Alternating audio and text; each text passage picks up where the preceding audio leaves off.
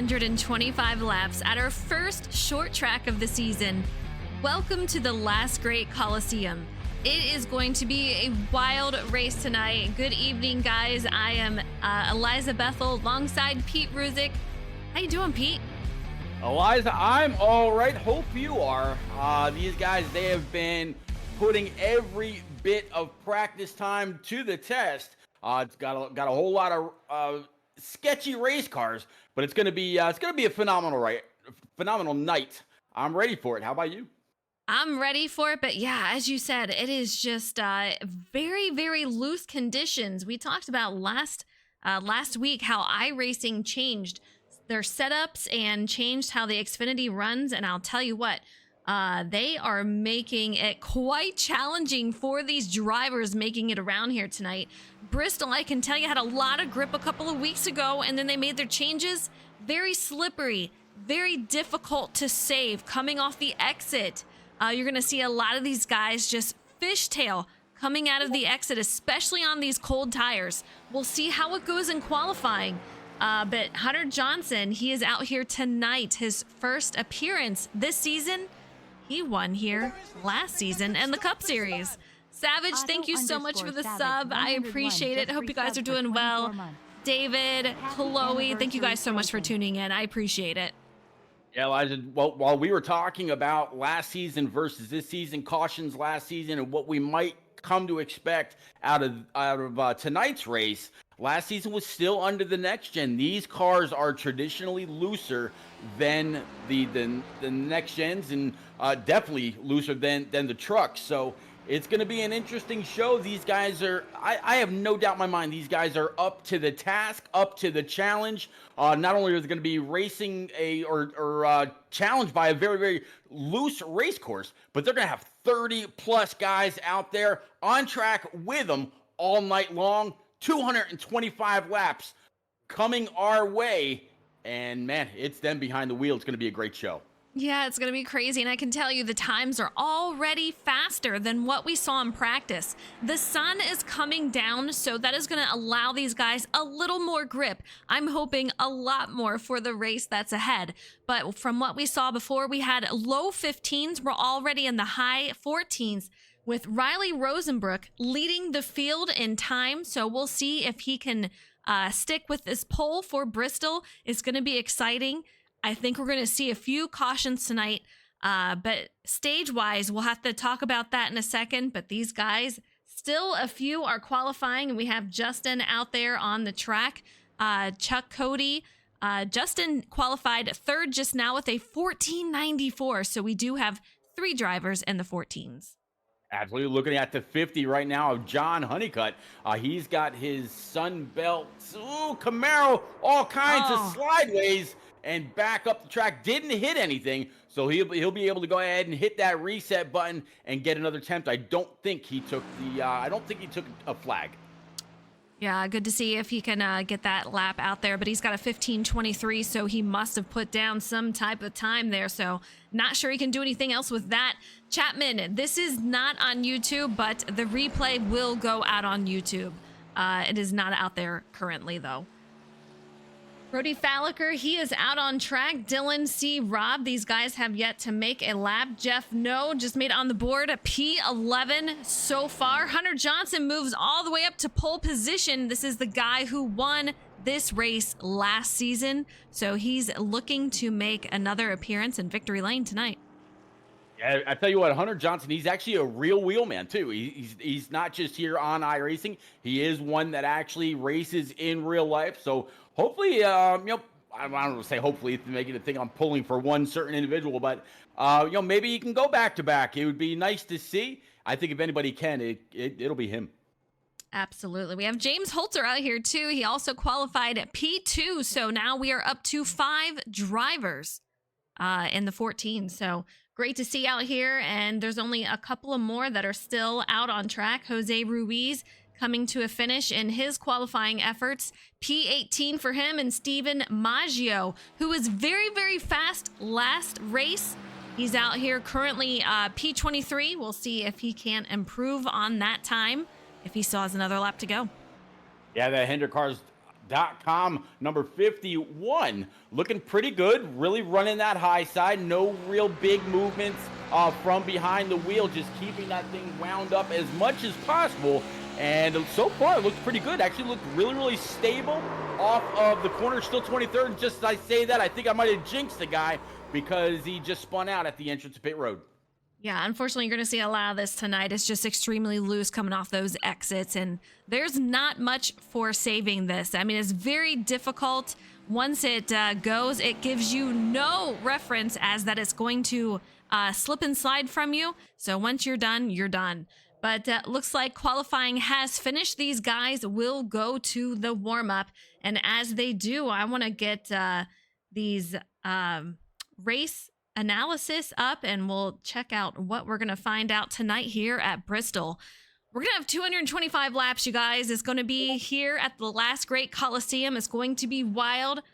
We're going to see a few cautions. I've said it and I'll say it again, but no fast repairs. So these guys are really going to have to be careful tonight, as we do have 3 stages. And if you have any damage, you will have to go in and repair that. As far as stages go, we're going to have 45 laps for the first stage, 45 for the second, and a whopping 135 for the final stage. So lots of points up for grabs, and these guys are going to get aggressive on those final laps heading into the stage. So that's something that we're going to have to look at, because we see sometimes those cautions come out to end the stages. And as far as tire sets go, 4 sets of tires tonight. They can use them any way they please as far as the strategy goes. So it's going to be interesting to see what they're going to do. I don't picture anyone taking tires in the first 2 stages just as we go to break, but we'll see what they do, Pete. Yeah, absolutely. And, talking about points and all that, there's 37 drivers out here this evening. Shake and Bake. It's been great for the last 3 seasons, working now on season 4. I almost want to say that Bristol brings out the best in a lot of people, and tonight it brought out all those people that want to put on or show their best effort. I cannot wait to see how this shakes out. Let's take a look at those points. I hear you. We have Andrew Wisdom. He is currently in the lead with 253 points. He does have 2 wins and 5 top 5s and also 5 top 10s. He has 2 stage wins, which has helped pad his points. So he's going to be the leader out there. Jonathan Jurgensmeyer, 204 points, so he is right behind him. Now the biggest mover is going to be Micah. He's sitting currently P9. He has gained 9 positions since last race. If you recall, he did get last race win, so he's coming off a huge momentum boost for him. We'll see what he can do tonight, but he won Charlotte, and he's looking solid so far tonight. Yeah, I'm actually seeing a lot of guys. I mean, look at Josh Taylor, I don't want to say brand new to iRacing, but being back to iRacing. He's been really showing up every single week, no matter what kind of track it is. There you see him in P8. And also, he missed Daytona. So he's ahead of a lot of guys that have been here every single week just by having consistent finishes. Look at Steve Maggio in that number 51. We were watching him during practice, sitting in 11th. Matt Gale in 12th. John Honeycutt, Allen, and Jeff Nose had quite a few issues. I don't want to say every race, but he's had quite a few issues in the season. How about that? Tenacity, P15. I'm sorry, 15th in points right now. Yeah, I'm curious how to see if tonight's race is really going to shake things up in points wise. Wisdom, he's such a solid driver. I want to see how he's going to do tonight. We had 14 lead changes last season here. So I think we're going to see about the same amount. It'll be wild to see what they can do. But conditions wise, man, I'll tell you what, I'm hoping this tightens up for these drivers as the sun goes down. And I think it will. But how much? That's the question it's going to be tonight. Well, right now, it looks like about half the track is in the shade. The other half of the track is still in the sunlight. Right now, it's showing to be just about 7:48 p.m. The sun should be setting very, very soon. We're looking at about 80-degree track temp, 75-degree air. We should see it come down pretty soon. And as you said, hopefully, we will see the track tighten up and these guys can absolutely get after it. Absolutely. We're watching some of these drivers, and it does look like it's gripping just maybe a little. At least we're hoping. So we have a lot of drivers that are going to be driving out here tonight. I would say around 37 or so drivers will set to grid. So we'll see how they can handle these starts and restarts. It's going to be very interesting. I would not be surprised, Pete, if on these cold tires, we're going to see a caution within the first couple of laps. You know what? Talking about a caution within the first couple laps, I'm hoping these guys are very, very cautious when it comes to the restart. They're very, very slick going around the track, hopefully when they're trying to grab a gear to get that green flag going, that they don't spin it out right then and there. I'd be very, very weary about how much throttle you give it on the start or restarts. Absolutely. You can see a lot of carnage as these guys were practicing. And one thing I will say about these drivers is they usually get it all out of their system before the race, and it goes a lot more smoothly. So we'll see what happens here. But the race is getting ready, and we're going to go to grid. Looks like Hunter Johnson, he will be on pole, that number 30 machine. So congratulations to him. He's got James Holzer to his outside, and I'll tell you what, these two are a powerhouse, and tonight they are working together. This is going to be a dangerous situation for everyone else because they are such two strong drivers. You put them together, and man, we're going to have to watch out. Row 2, we got Riley Rosenbrook right beside Andrew Chapman in that 18 machine. Row 3, we have Justin Anasagak in that 5th position with Tom Flitcroft sitting P6. And in row 4, we have Josh Taylor in the 2 machine with Jordan McGraw in that 34.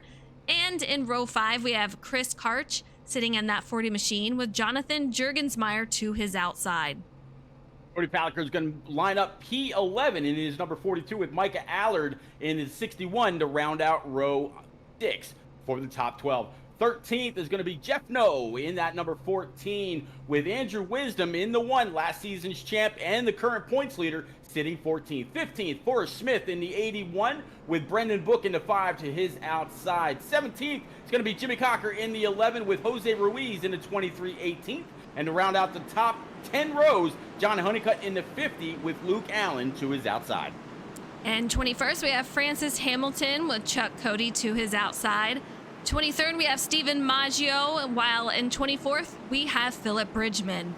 In 25th, we have Matthew Gale with Micah Walls on his outside. 27th, we have Joe Berg with Andrew Sanford in his outside. 29th is going to be Connor Cunningham with 30th, Joseph Turley. And 31st, we have Robert Holder with Jacob Palmer in 32nd. 33rd looks like Dylan Robb in his 16 with Mike Papa Bear Campbell in his 71 to his outside. 35th is going to be Kevin Dallatorre in the 92 with Oscar Henson 36th.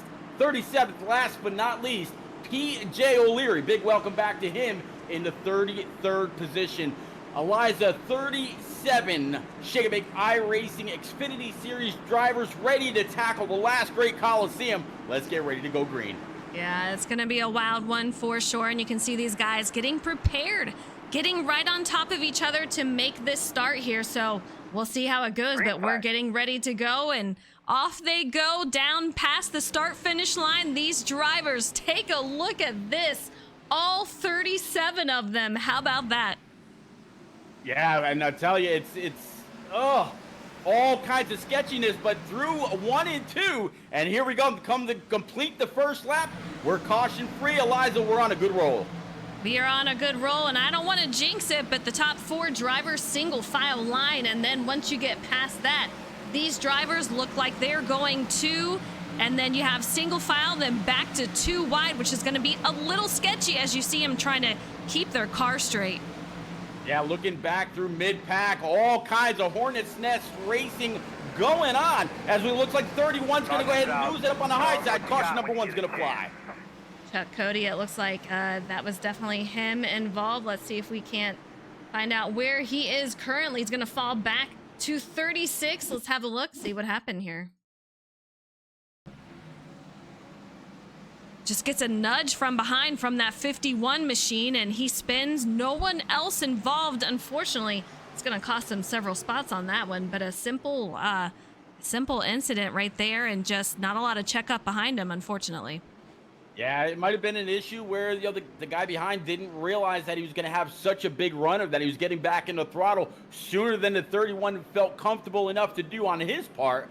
But Eliza, no one else, as you said, was collected in this, so we didn't have the big one at Bristol so far. But man, it's a lot of racing yet to go. This is just working lap 5 right now of 220 more laps to go. I don't even think Steven Maggio has any damage from that after making a little bit of contact, just enough to get the car spinning. So just unfortunate to see for Chuck Cody here. Very, very unfortunate. So it looks like Hunter Johnson, James Holtz are able to hold the rest of the field behind them over those first couple laps. Riley Rosenbrook and Justin Anisagak still row number 2. Josh Taylor and Tom Flitcroft row 3. But how about Josh Taylor already up 2 spots? Justin Anisagak, his teammate, up 1. Andrew Chapman down 3. Chris Karch up 1. Jordan McGraw down 1. And Jonathan Jurgens might round out the top 10. He qualified 10th. Eliza, that's where he runs now. Yeah, so far our biggest mover is going to be Micah Walls, and he sits here P21st, up 5 spots from where he started. So some nice momentum for him. And on the other hand of that, we have also Andrew Sanford, who has moved up 5 spots from where he started. He is going to be P23rd. So these guys looking to make some moves up through the field. I talked to a couple of drivers before the race, Pete, and some of them were saying, you know what? I might start in the rear of the field. I might actually start from pit road. I didn't see anyone do that tonight, but we'll see how cleanly they can make this race and make their way around. I mean, it's such a huge challenge. Speaking to Hunter Johnson before the race, he was telling me, you know, this is how it is at a lot of tracks, but you want to run the low side in order to save the tires. Passing wise, you're going to have to take that high side, but it's always a fine line. You don't want to do that too much because you will wear down your tires, and you can't afford to go in before these other guys, because as you're heading into pit road, you're going to get lapped. Yeah, but you got the same token between running low, running high. As we go back green, if you're down low, as we got a whole lot of contact just past the start stripe, 7's up in the wall. Yeah, a really bad start for that low side there. It looked like maybe Justin Anisagak did not get a good start. I'll have to go back and see if we can find that replay. But these guys are going to have to clean it up if they're going to want to make any moves on here. We'll see what happens at the start here. Yeah, back to kind of what I was saying a moment ago. If you're down on the bottom, that means you're putting a whole lot more wheel. And with a very, very loose car, loose racetrack, loose combination, I think you're really going to want to be up high just for that comfortable feeling, if there is one, and also to maybe try to make a couple passes as well. Looking back, it looks like Justin got into the rear of that 17 of Holzer and just nowhere to go, and absolutely checks everyone else up. And you know, you get the accordion effect and not much you can do from that. But Chloe says this is wild, and you're not wrong here, David. A lot of very neatly parked trailers in the infield there. We might see a few of these. Yeah, we might see a few of these cars going back into those trailers after this one. Michael Walls crashed, Matthew Gale, Robert Holder, Micah Allard has crashed. So some of these drivers are going to have to go in and repair that damage.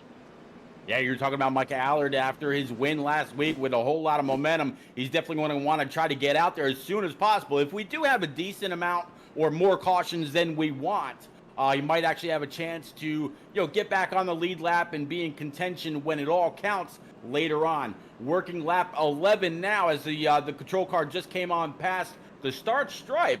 Hunter Johnson looked like he had a pretty good restart, but like you said, it really looked like that top side absolutely got all kinds of bogged down. And when you see one guy's bumper hit another, that's what we're talking about when we mention the accordion effect. You never want to see that on a restart.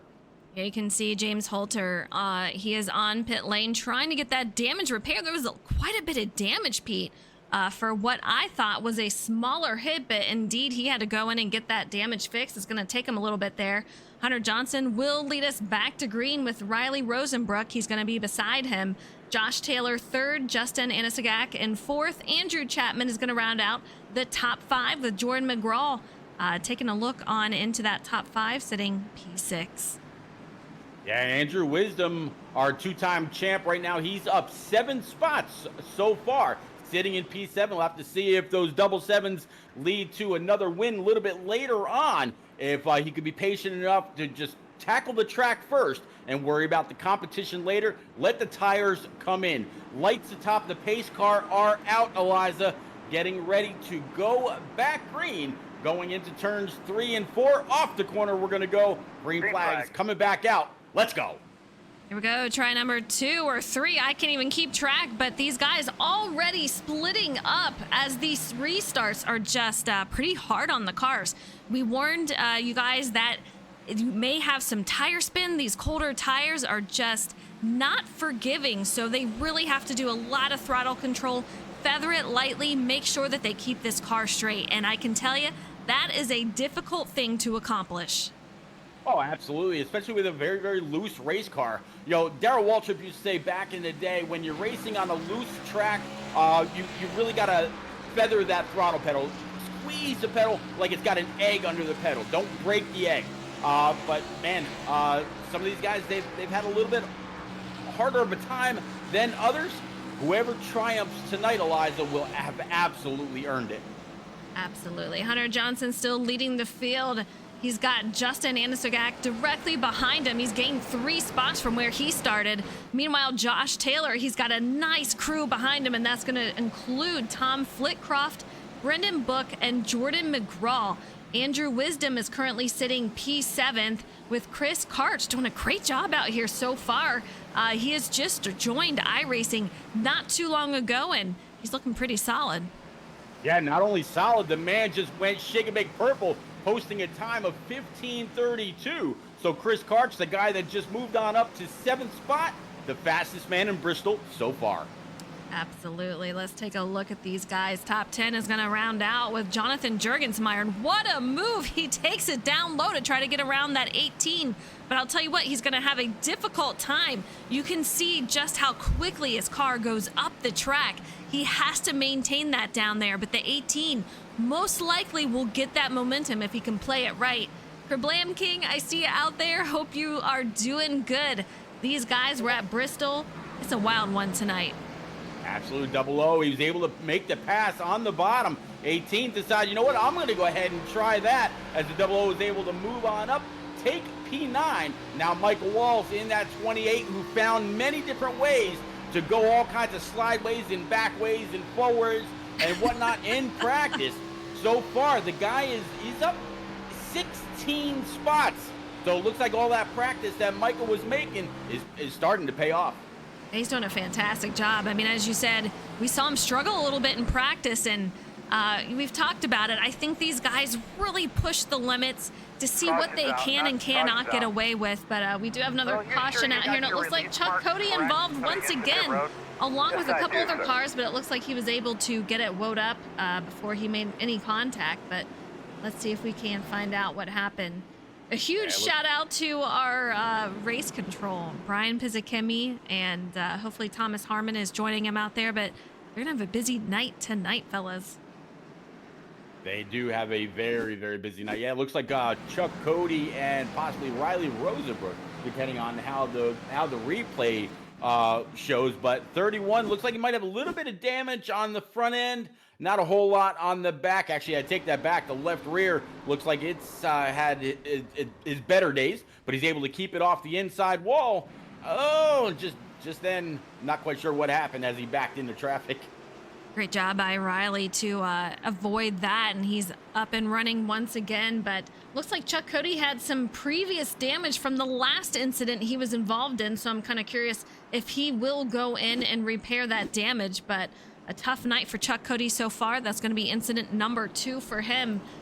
Meanwhile, Hunter Johnson still leading the field. We'll see him out here with Justin Anasagak in second, Josh Taylor third, Tom Flitcroft in fourth, Andrew Wisdom, who has gained 9 spots so far. He's going to be top 5. Chris Karch in 6th, and Brendan Book, who has also gained 9 spots. He's going to be 7th. Jordan McGraw 8th, Jonathan Jurgensmeyer 9th, and Micah Walls, we mentioned him before, but he has gained 16 spots, so he's going to round out the top 10. Yeah, 11th looks like it's going to be Jimmy Cochran. He's up 6th with the 18 of Andrew Chapman, down 8 spots in 12th. Jeff No started 13th, continues to run right there. Up 7 spots to 14th is going to be Francis Hamilton. He's got John Honeycutt in the 50 right behind him. He's up 4 to P15. P16 up 14 spots. Connor Cunningham, good race for him so far. He's got Jose Ruiz in the 23 for Team FTR. He's up 1 spot, 17th. 18th up 11 spots is going to be the 11 of Andrew Sanford. 19th up 8 is going to be the 93 of Joe Berg. I talked to him earlier. He felt a little down about this race, wasn't quite sure what to expect. I told him I might even jokingly kind of pick him for the race because, Pete, that would be the worst decision you ever made. And down to top 20, down 18 spots, is the 17 of James Holzer as he makes his return to Shake and Bake for the first time all season. Yeah, unfortunate start for him also. Just did not get a good start and had some contact behind him and a lot of damage they had to go in and repair. But Micah is going to be 21st with Robert Holder and 22nd. Mike Papa Bear Campbell sitting P23 with Dylan C. Rom at 24th. Stephen Maggio 25th. Oscar Hinson 27th. Kevin Dallator and 27th, I should say. And Jacob Palmer 28th. Matthew Gale 29th. Forrest Smith 30th. So these guys, still a lot of movement happening, but they're getting ready to go back to green. And I want to say, Juna, thank you so much for the follow. Hope you're doing well. Thank you, thank you, thank you. All right, Elijah, down the end of the backstretch, getting into turns 3 and 4. The top, what we got here, top 14, 15 have not gone down pit road, haven't had the need, no tires on these things. They were slipping and sliding before, not really getting the best launch earlier. Let's see if they've learned anything here. Green flag's out. Let's go.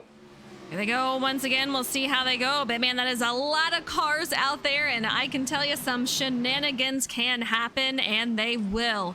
29 of 225, but Hunter Johnson just looks so incredibly strong. Pete, I don't think anyone has been able to pass him up for the lead. I'm not sure if they're going to be able to if we have several more cautions like I think we might.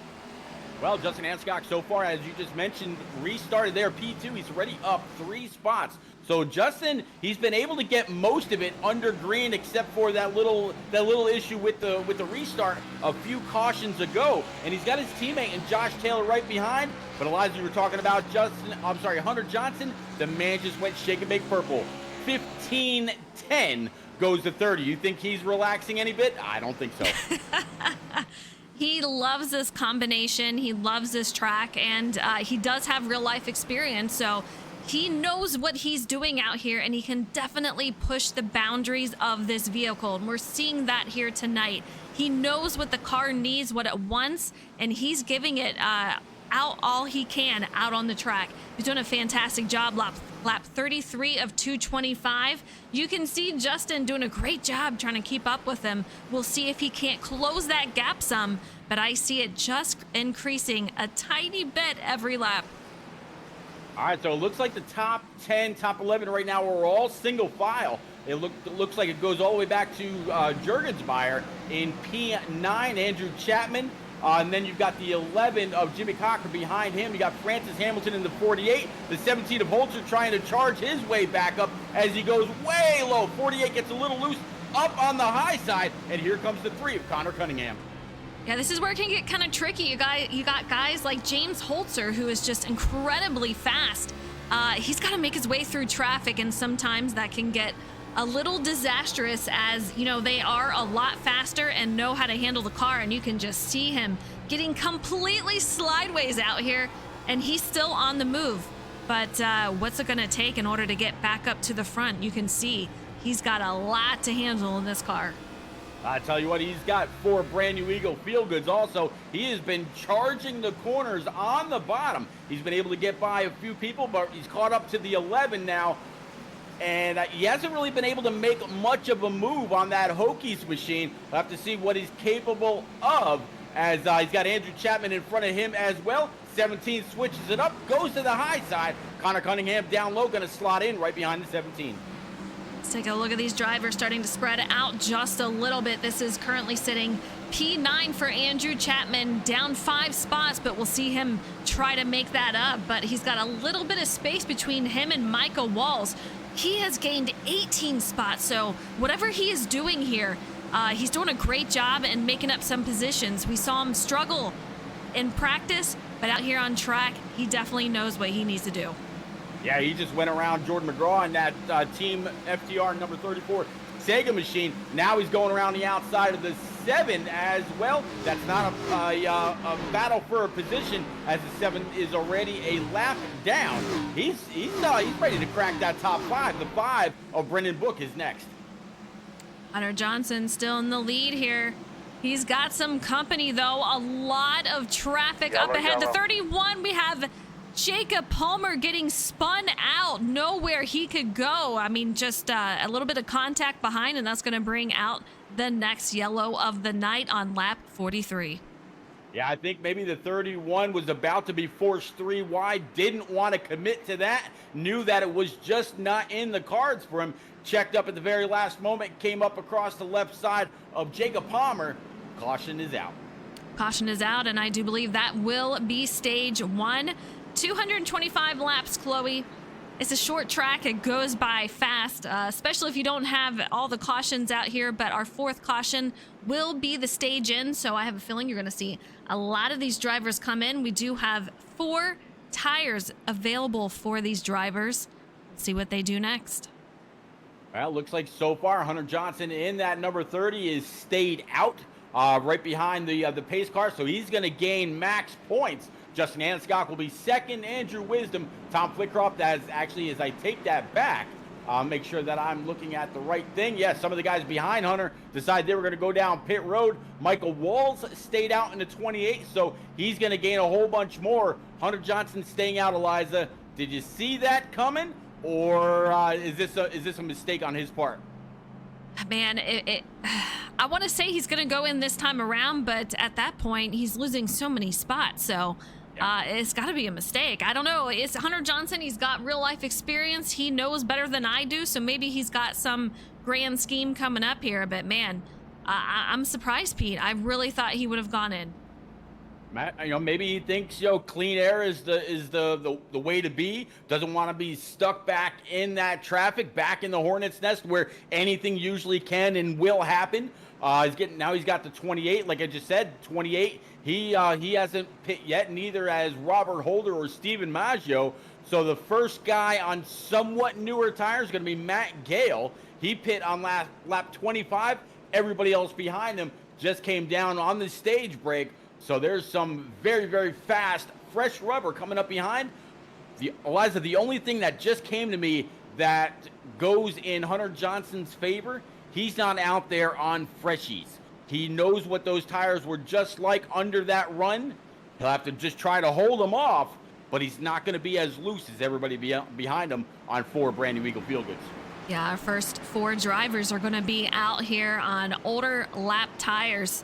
Matthew Gale, as you said, will be the first one on fresher tires, but it's 21 laps old.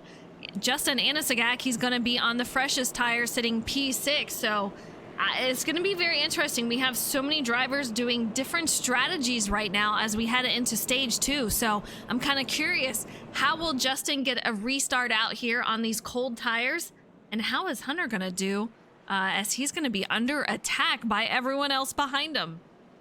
You know, one thing, Justin Anscott out of Kenai, Alaska, he's going to have to be very, very cautious to work his way through this traffic. He probably pick up on the high side and get up and get going pretty quickly, but he's going to have to mind the cold tires on low air pressure and let the track and the temperatures and all that build.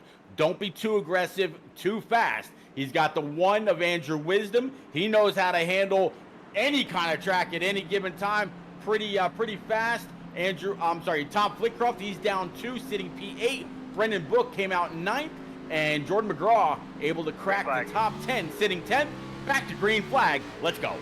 Seems to be a pretty solid restart for these drivers, but Mike rams it out here in chat. Has a great point. I mean, he could be counting on another caution, which I guarantee we will get one shortly. I mean, it's in a stage 2. We're going to have a lot of laps to go here, but with that, hoping for another caution, he's going to lose a lot of spots, so it's going to be a lot of work trying to get back up there. We'll see how it all plays out, but man, these guys, with how it's been going so far, we have a ton of two-way battles. The 8 getting super loose coming off that exit, really catching everyone off guard as they're trying to slow up and gather themselves back together. Yeah, the 8 of Tom Flitcroft to the outside of 34 second machine for Jordan McGraw. You see Connor Cunningham in that AC Delco number 3. And right behind is going to be Brendan Book. Good old Target ride from back in the day. Top 5 starting to spread out just a little bit. Hunter Johnson, Michael Walls, Justin Anscott up 2 since the restart. Steve Maggio and Robert Holder. Jacob Palmer out here in chat says, I will see you at Las Vegas next week. Bristol is just too much. I'll tell you what, it's a tough track, tough combination, and it is looser than what a lot of these drivers were expecting since iRacing did change the setup. But Jacob, man, I saw you out there. You look good. The 3 goes around. Let's see what happened. Just take a look. Everyone trying to get around. Just great job for these drivers trying to get woed up. But man, we knew it was going to be a tough one tonight, Pete, but man, did you expect this? Based on practice, I want to say yeah, but you know what, Eliza? We no, not even though. We've seen that before in practice, and then come race time, it's everybody's minding their P's and Q's. They're really minding that throttle pedal. They're giving a little bit more than they would in practice. I mean, there were some guys in practice. We mentioned the 28 of Michael Walls. Now he's up 24 spots to sit P2. That guy was anyway but forwards in most of the practice laps, and here he is making up the most spots. He's the biggest mover so far. He's out there on old tires, and but the biggest thing, he's been able to keep that car pointed in the right direction and the rear end digging. So I got to give that guy a whole lot of credit. Same with Justin Anscott up 2, Stephen Maggio up 19, and Andrew Wisdom up 9. We always see the cream rise to the top. So very true. We'll see if Hunter Johnson's going to go in, but instead he is chatting in our chat saying we. So, you know, Hunter, if you want an interview, let me know. I don't want to bug you if you are going to go in. Man, oh man, he's having a blast out here. You can see. Racer wife, he says, go Hunter. So great job out there, Hunter. You got some fans. See what you can do. Good to welcome Hunter back. I know him and James Holzer, they were working on a project together in real life for some real life racing on, I believe, a late model, if I'm not mistaken. So good to see Hunter back here, and very, very strong. Even on the older tires where we were kind of doubting him, he knew what he was doing. Like I said, you know, he's got a lot more experience than I do, and he races in real life. So, you know, I'm just going to trust the process and trust that he knows what he's doing. But obviously, he's having a lot of fun out there. He's got Micah directly behind him, Justin, Stephen Maggio, Andrew Wisdom, Tom Flitcroft, Robert Holder up 24 spots along with Micah Wall. So those two drivers gained a lot of spots on that last pit stop there. Absolutely. Jordan McGraw started 8th. He's going to restart 8th here as everybody's pretty much still single file before we get ready to go back. Brendan Book, he's up 7th, sitting 9th. 10th is going to be Andrew Chapman with Micah Allard behind him in 11th. 12th, Jose Ruiz up 6 spots. Matt Gale, James Holzer, and Joe Berg in that number 93 up 12 spots to round out the top 15. Eliza, this is going to be an interesting restart with the 2 that are up front because there's a whole lot of hungry drivers with some fresh rubber coming right up their rear view. Yeah, there sure is, and we'll see how they can all handle it. But Robert Holder, he's kind of in the mix. I mean, he has not gone in yet, and he's got drivers in front of him that have, and a lot of drivers behind him that have not. So he's right in the hornet's nest of where I think you don't want to be. So we'll see how he handles that. But man, this race, you guys, let me know. What do you think? How many cautions are we going to see tonight? No more. I don't want to see any more cautions. I don't either. Stage break at lap 90, and then we're going to go green from there. But talking about going back green, here we go. Hunter Johnson on the loud pedal first, side by side, right behind him. Let's go in the back of the field. I want to see what's going on up here. Or I should say, yeah, got a caution already. Joseph Turley, you guys, what is happening tonight? Yeah, I said no more cautions. You said more cautions. Well, yeah, you know, I feel like if you go the opposite, it'll do what you want. So, fortunately, it did not go that way. Let's see what happened with Turley here. Oh, just loses it straight off the corner. Goes underneath the apron. Nobody else involved. I'm kind of surprised that a caution even came out, but yeah, just a single car right there. Loses it, saves it. No damage for him. Looks like he does have a little bit of damage from earlier incident, but from that one, he's clean.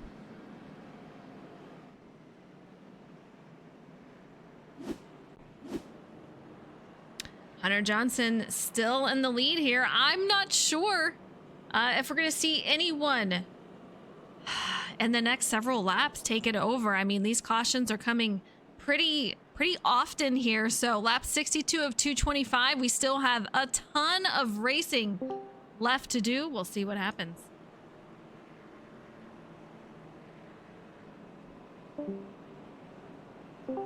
Oh, we lost Pete. Hear me now? I do hear you. Are you good? Yeah. I'm not quite sure what happened there. All of a sudden, it just blanked out on me. I couldn't hear or anything. I had to go on over to your stream to actually make sure that we were still going. But, all right. Yes, that was just really, really weird. All of a sudden, just kind of cut out on me. I better click out of Discord, leave that alone. Don't do anything over there, and stay away. But Don't touch it. Don't touch it. Yes. So the 51, Steven Maggio moving up to P2 past Hunter Johnson. So now our top 3 on old tires. Neither one of them have yet made a trip down pit road. Justin Ascock, Andrew Wisdom to round out the top 5. Both of those guys were on pit road with the stage break. If we go back green, how long do you think it takes for either the 4 or the 1 to make their way to the lead? Oh, man. You know, you just got to be careful about it. That you're going to have to take the high side to pass if these guys are going to hang on the low side, which more than likely is going to happen. So I would say at least 5 laps to try to make up a couple of positions. And these guys are going to have their hands full. And you know that Micah and Steven, they're going to try to defend their position, which rightfully so here. But I'm not sure how much they can do on older tires. We'll see what happens. Yeah, I mean, they're gonna have to try to defend it. I definitely get that, but how aggressive can you really be on some older tires? I mean, if the cars are loose, you practice loose, you're still driving the wheels off these things as it is, as everybody gets back double file before we go back green next lap. Actually, looks like the admins didn't like what they saw, so the lights atop the pace car are back on, so we're going to take another pace lap or 2. But I think the 4 and the 1, I said it a caution or 2 ago, I think those guys are going to have to be very, very careful when trying to work past some of these guys on older tires once we go back green. Yeah, I agree. We're going to get these guys lined up and see what they can do. But man, it's going to be a tricky situation. But I say that they're going to want to defend their position. But as you noted, how much do you want to do that, though? How much is it going to cost you? I think for maybe a lap or two, they might see what they can get away with and just say, you know what, it might not be worth it. I don't want to destroy my tires from what they already are. I'm just going to let them go. You know, Eliza, it's actually really, really cool. The sun is completely set. The lights on the track are coming on. Starting to watch the flames shoot out the pipes on the side of these cars. Nighttime is the right time. Ready to get back under it. I think I've got a very positive vibe that we're going to go green for a while here, as long as nobody gets too aggressive. I'm with you on that. I mean, it is very scary coming off the exits here. It can go loose on you, but these guys have had a lot of laps under their belt now. These restarts can be a little sketchy, but I think if we can get through a couple of laps, if they just take it easy and just log some laps, I think we'll be good.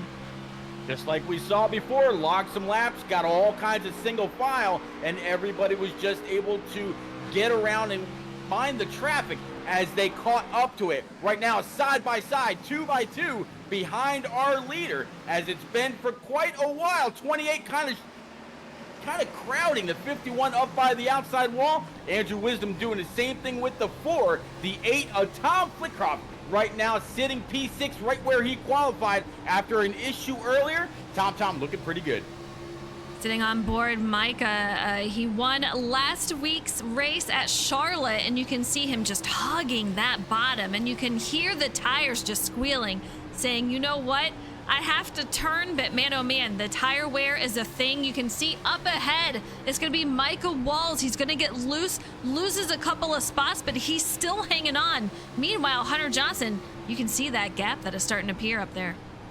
Absolutely, Hunter Johnson, he's got the 51, and Steven Maggio, again, not to beat a dead horse, but these guys have both been out here since the start, still on the oldest tires.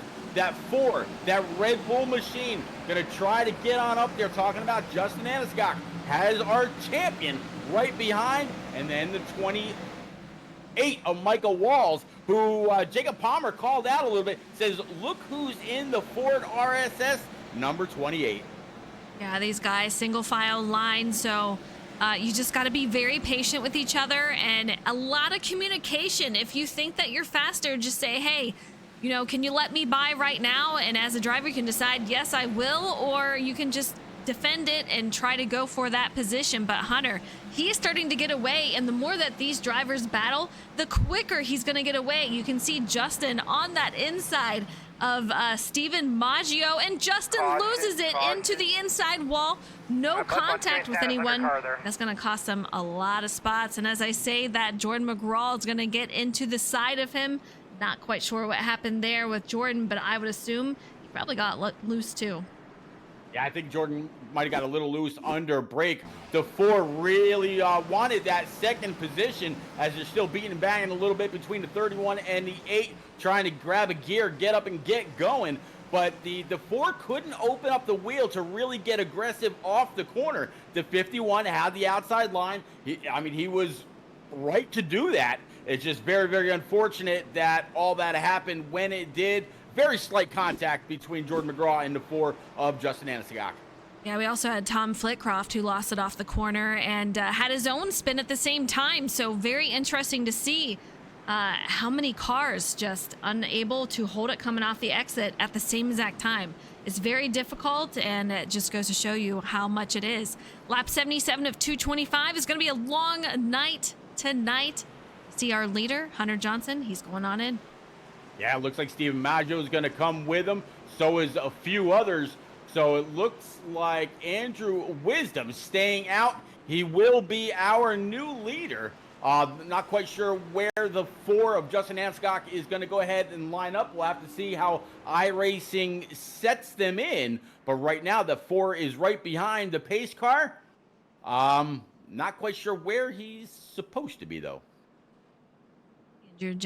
Andrew Wisdom out there out front. You can see him right there. Micah in second. Hunter Johnson falling back through the field, still in pit lane here. currently sitting 13th and still falling. See when he comes out, but it's kind of a long pit stop there, Pete. Yeah, a little bit. I mean, right now, I just watched the right side and the left, so I'm hoping he didn't accidentally speed on pit road. No, he's pulling away, stopped. I don't know what's going on with the 30, but he might have been waiting for who was up on track. Maybe didn't want to come out just then and have to rejoin. I'm not 100% sure because he was on the gas and then backed off again. Yeah, this is very interesting how this is turning out. But Andrew Wisdom, he will be leading the field with Micah Walls in second, Andrew Chapman in third, Micah Allard in fourth, and Brendan Book, he's going to round out the top 5. Behind Brendan Book, it's going to be Forrest Smith with Jimmy Cocker, Jose Ruiz, and Joe Berg for row number 4. Jonathan Jurgensmeyer, Jeff No for row 5. Row 6, John Honeycutt and Philip Bridgman. Brody Falliker and Mike Papa Bear Campbell for row 7. Row 8 looks like Dylan Robb and Kevin Dallator. And Eliza, these guys, I have a feeling that the setting of the car wasn't quite right, and still trying to figure it all out. Actually, just as I say that, the 4 of Justin Aniscock, he was able to get waved around the pace car. Good news for him, but man, oh man, this is really starting to shake things up a little bit. Tom Flitcroft sitting P28 with Joseph Turley 29. So a lot of movement with these drivers, and unfortunately, you see the drivers that have lost it lose a lot of spots here as Tom Flitcroft is back in 28th. And let's see where Jordan McGraw ended up. I'm not quite sure. Green flag's backed out while you look for Jordan. Andrew Wisdom on the throttle. Going to keep it low. 28's going to go ahead and go up high. He's not going to have the momentum, so the one's going to be able to lead down the backstretch. Micah Allard right now showing P3 with Brendan Book to his outside. Here comes the 81 of Forrest Smith. And oh, by the way, there's Jimmy Cocker in that Virginia Tech Hokies, number 11. New faces out here in the top 10. Great to see it. You have Joe Berg, Jose Ruiz, Jonathan Jurgensmeyer, and Jeff No out in the top 10. So we'll see what they can do out here. They just have to watch those exits. It is just so incredibly disastrous out there. Coming off the exits, it just slips and there's no warning whatsoever. And once it happens, more than likely, you're not going to be able to save it. But so far, so good. And Jordan McGraw, as far as where he was, he started at P20th on that restart. He made it up to 17th so far. Yeah, talking about Jeff No, very, very disheartened after last week's race. Right now in that TJ's team Ford Mustang, looking pretty good. It could, if he can hold on to this, he could have a great race. Caution number 8 is flying. Oh, Pete. Looks like Connor Cunningham is involved in this one. We'll see if we can find out what possibly happened with him. I saw a lot of contact going on here. Tom Flitcroft just went straight through and hard hits the 51. Just completely does not know that he's there and slams into him. Robert Holder involved, Oscar Henson. It's a rough one out there tonight. Yeah, I'll be very surprised if the 51 doesn't have some serious motor damage after that shot with the 3. You see more going on by the park number 3 for Connor Cunningham. Some were able to get by, some not so much. Wrong place, wrong time. Wrong place, wrong time for sure. Andrew Wisdom going in pit lane here. He's got some followers. The top, I would say 9, 10, 11, and it's still going for these drivers going down pit lane. Yeah, it looks like Joe Berg in that number 93 Pepsi machine. He went ahead and stayed out right along with Jonathan Jurgensmeyer right behind him in that 00. James Holzer stayed out in that Team Conti number 17. Mike Papa Bear Campbell also decided to stay out in his Alpha 1 Tribute machine right now. He's going to pull up P4, P5. Andrew Sanford in that 37. Eliza, this truly is a brand new set of players at the front. Absolutely. Pete, why don't you take us through the Alpha 1 Foundation race that's coming up here? Absolutely. I thank you.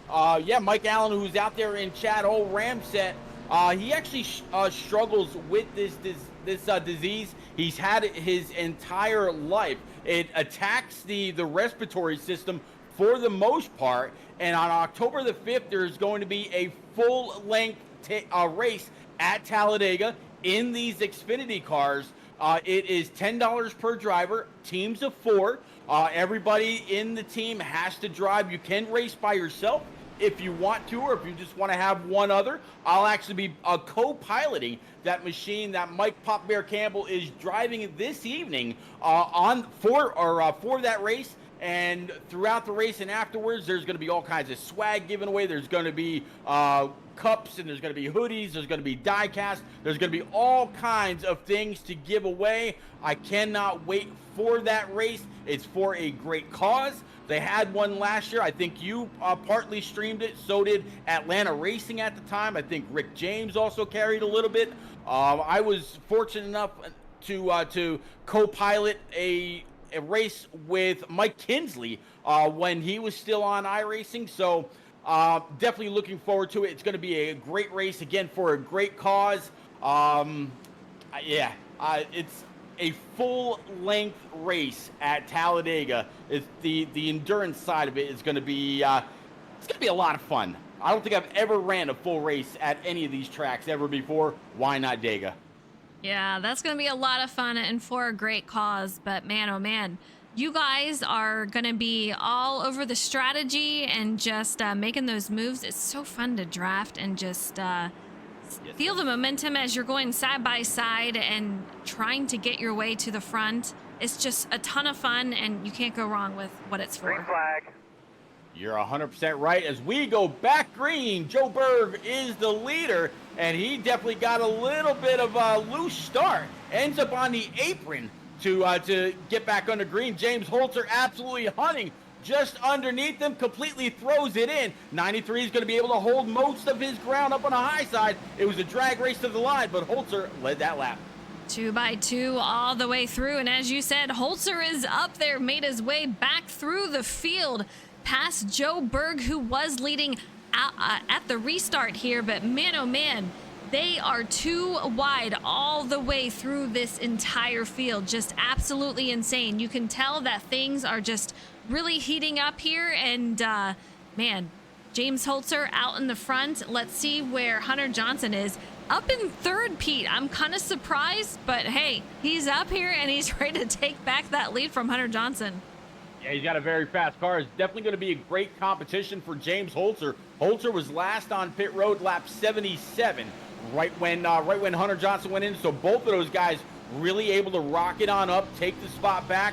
I mentioned earlier, so did you, that these guys are working on a project together in real life, building and working on a car for each of them to get some legit track time. Well, right now, 1-2 here at Bristol, working lap 96, getting closer and closer to that halfway mark. But how about Jonathan Jurgensmeyer? Last time he was on pit road's lap 62, right now, P3.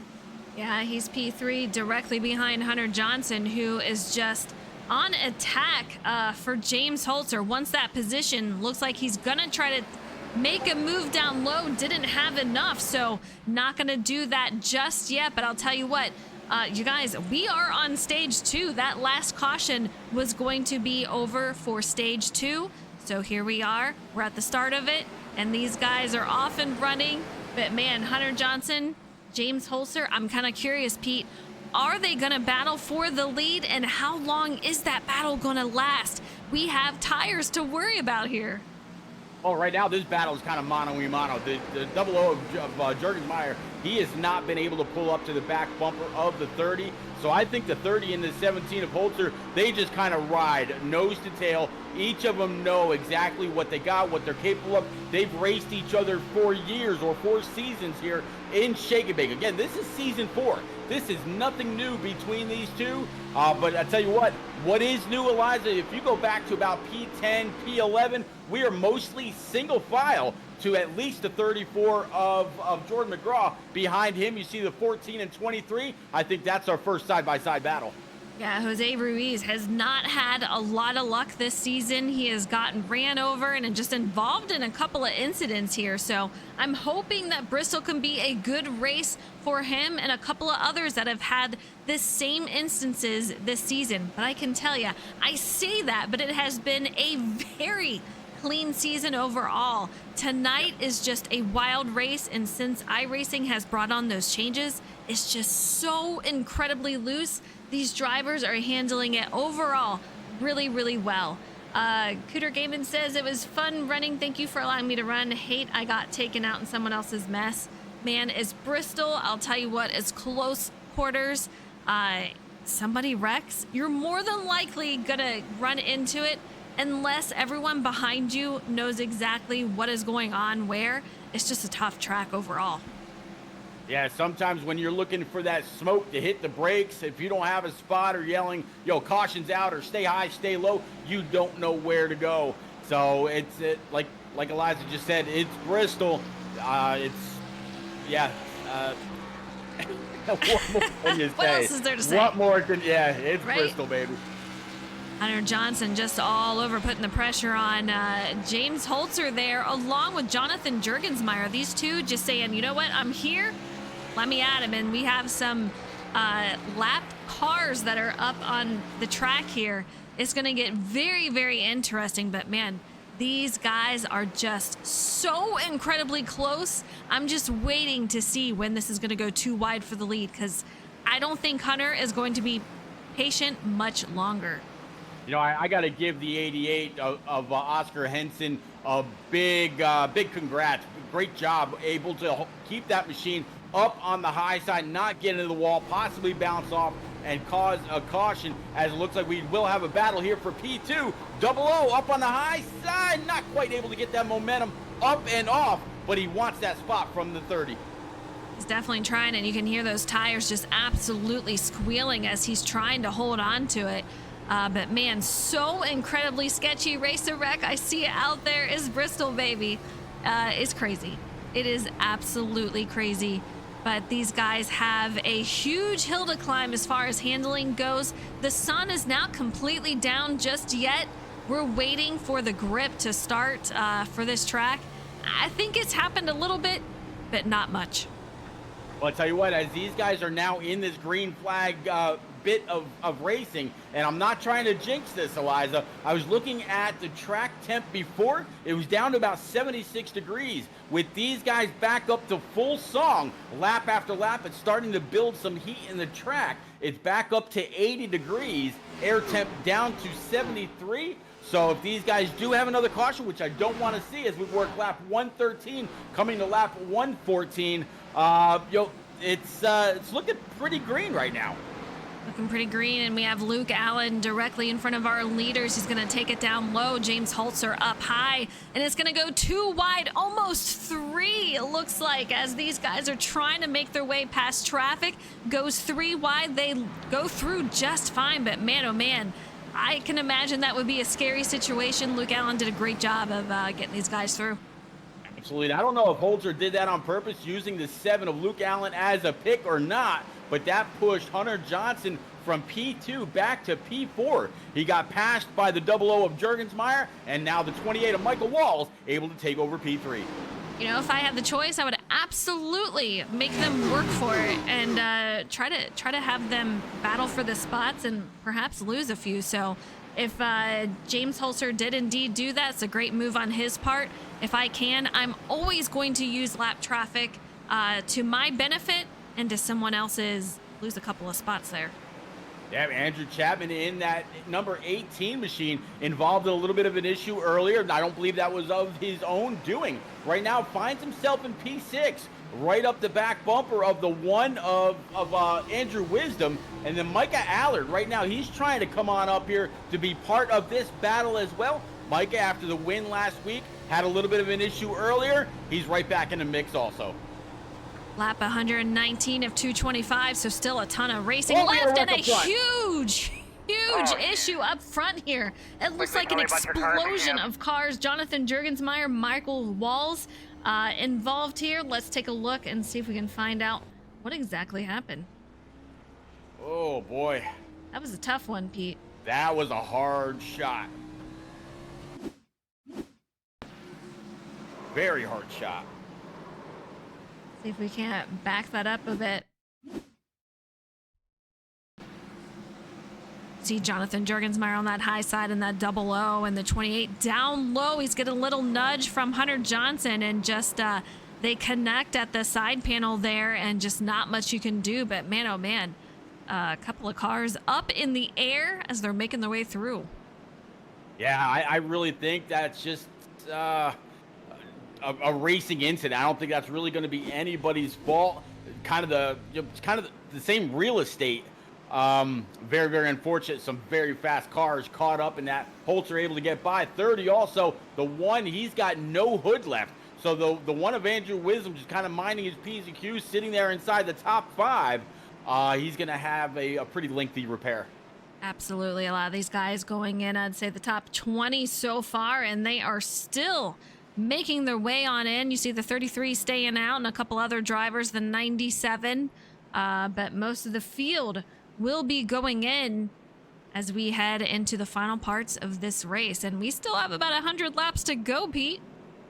Yeah, we do. Final stage, Brendan Book, he's going to go ahead and stay out. Last time he was on pit road was lap 87. Matt Gale also last in on lap 87. Joe Turley on lap 88. And John Honeycutt, he's going to come in P4 or restart P number 4. Last time he was on pit road was also lap 87. Behind those guys, everybody down pit road.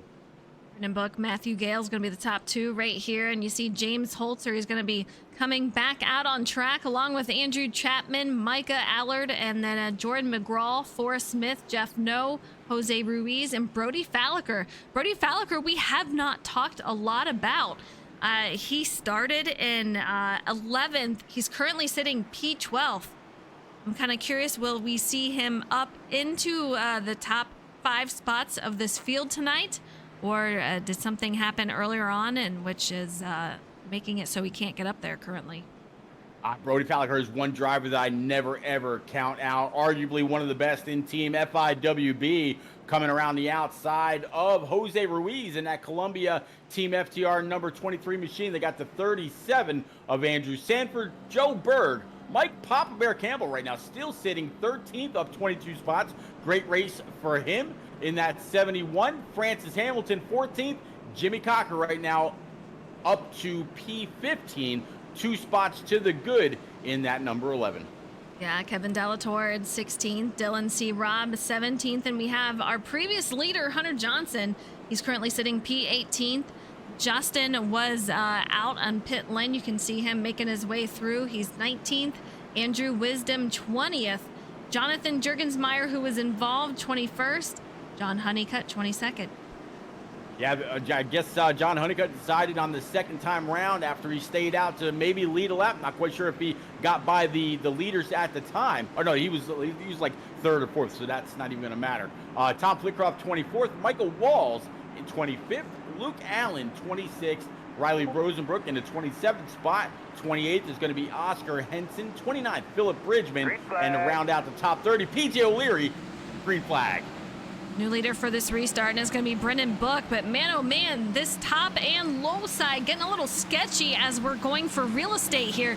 James Holzer weaving in and out of track. He goes high, he goes low, and he's going underneath Jordan McGraw right now. Caution. You can see that 34 on the outside, but another caution. Yeah, tough happenings tonight.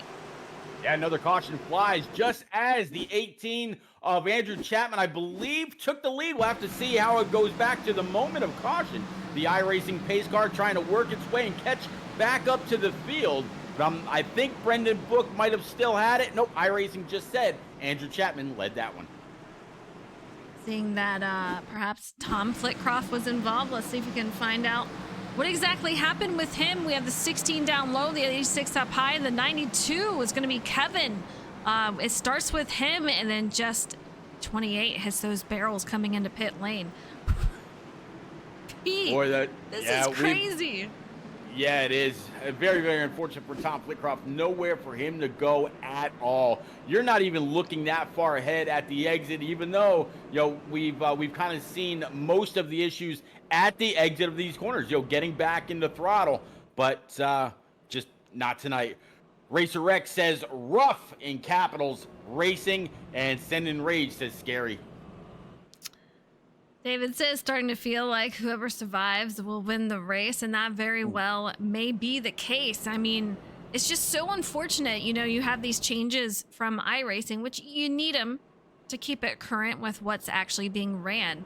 But to see what was being ran compared to what is now, it's just a drastic change. And this one was a tough one because it just became so much more loose. Same with Charlotte last week. And these are two races that have been the most cautioned so far. The rest of them were just a lot of fun and very few cautions.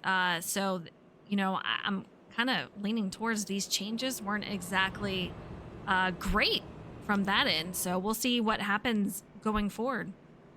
Well, as Silver David said, whoever survives. We had 37 gladiators enter the last great Coliseum. Only one can win. I have to see if the rest is due to attrition, which I certainly hope not. But I really think at the end, it's going to be someone who's been able to get up front, really lead a lot of laps, has a very, very steady car, knows how to wheel these things, and is going to be the first one to see Barney end that checkered flag. All green, white checkers are done for the evening. We're going all out from here on out. Less than 100 laps to go. It actually looks like 95 laps remaining here at the last great Coliseum. It's Bristol, baby. It's been a great night, great fight so far. I'm ready to go back green and see who gets it done. Andrew Chapman will be leading us back to green. Brendan Book in second. James Holzer in third. And it looks like Hunter Johnson sitting P19, currently 18. So it's going to be interesting to see how he moves up through the field. But he says in chat, scary, and I'm hurt. See how that goes. Boy. But the lights are off the pace car. These guys are getting ready to go back to green. Yeah, middle of the backstretch right now, getting ready to go into 3 and 4. 5 of Brendan Book on the bottom side. Andrew Chapman, he is a control car. He's going to be the first one on that loud pedal. He's got the 34 of Jordan McGraw with James Holzer underneath him. And how about the 67 and Matt Gale up 20. Micah Allard right to his green inside. Flag. Off of 4. Green flag. Let's go. Andrew Chapman controls that high side. We have Brendan Book on the inside along with James Holzer. But these guys are off and moving, and it looks like 3 wide in the middle of the field here. So very interested to see how they are doing. But man, just a pure chaos here tonight. But another caution is out, lap 133 of 225. I just see pure chaos, just cars wrecking all over. Yeah, John Honeycutt, Hunter Johnson involved in this one, Andrew Wisdom, Chuck Cody, Oscar Henson, and more.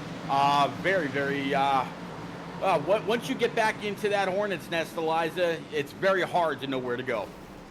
Looks like it started with the 71 machine. Let's see if we can go back. Hey, tag that outside wall, pop back down, and I think that's going to be the 50 of John Honeycutt. He hit the brakes and just got tagged. Not much you can do about that. A short track and not much as far as location that you can take it to miss it, especially when it's just so incredibly fast. But man, this is brutal tonight. If there was a time where I thought this would happen, I was not expecting it for tonight. It's been relatively smooth sailing, as I mentioned earlier. So yeah, conditions have changed for these setups. Yeah, and I got to give these drivers a lot of credit. Okay, they came into a race this evening here at Bristol.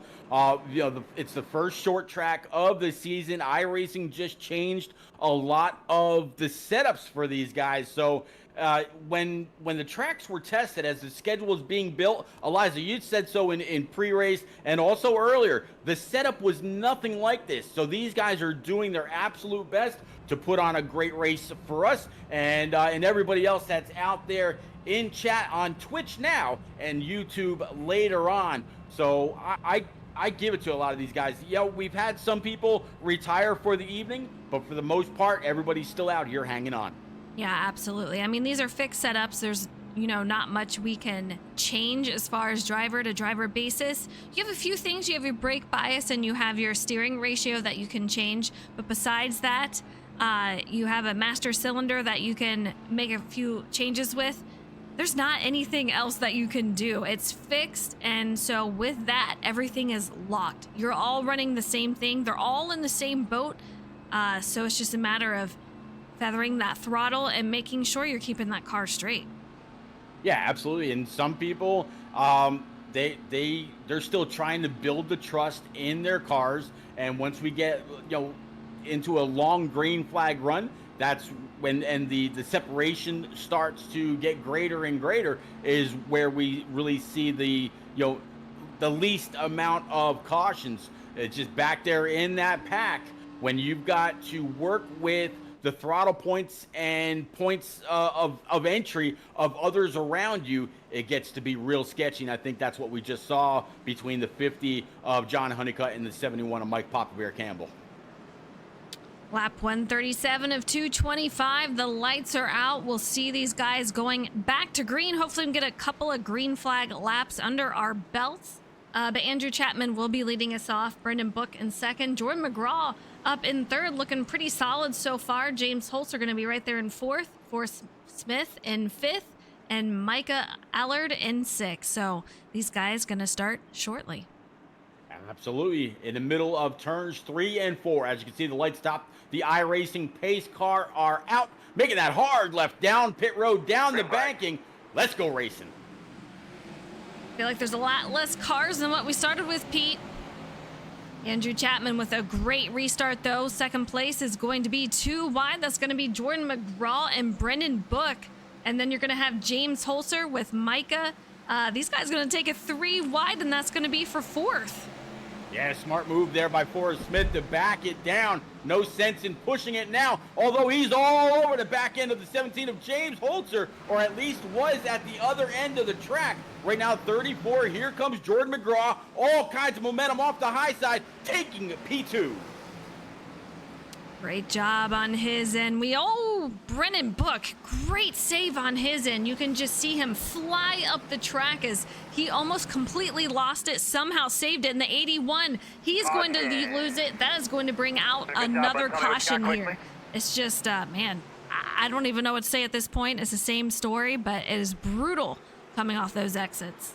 Yeah, I think the 34, Jordan McGraw, he lost it on the bottom, ended up all the way up high. I don't think Forrest Smith was prepared for another car to be directly right in front of him, coming off the corner, got out of the throttle. I don't know if he touched the brakes, but absolutely had it locked down on turning left, but it was also able to lock it down, didn't hit the inside wall. No harm, no foul to the 81. Hunter Johnson, who was our leader, currently sitting P21st, so he's down 20 spots from where he started. We'll see if he can make his way up through, but Forrest Smith, we just saw him lose it off that exit. He's currently sitting directly in front of Hunter Johnson in P20th. He lost a ton of spots in that little incident, but we'll see if he can't make his way up through. But Andrew Chapman, he's looking pretty solid out here in the lead so far. Yeah, he really is, and you got to kind of give him that little bit of a nod, even though he has the advantage by being the control car. He's the first one on the throttle. He's going to have James Holzer restart to his inside. Holzer and him were both on pit road last at lap 122. The same thing for Jordan McGraw. Brendan Book, he was last down pit road lap 87. A whole bunch of lap 122 pitters right behind them. The first one on the newest tires, however, John Honeycutt in that Team FTR number 50, sitting P11. Yeah, P11 for John Honeycutt. You can see him out there in that green machine.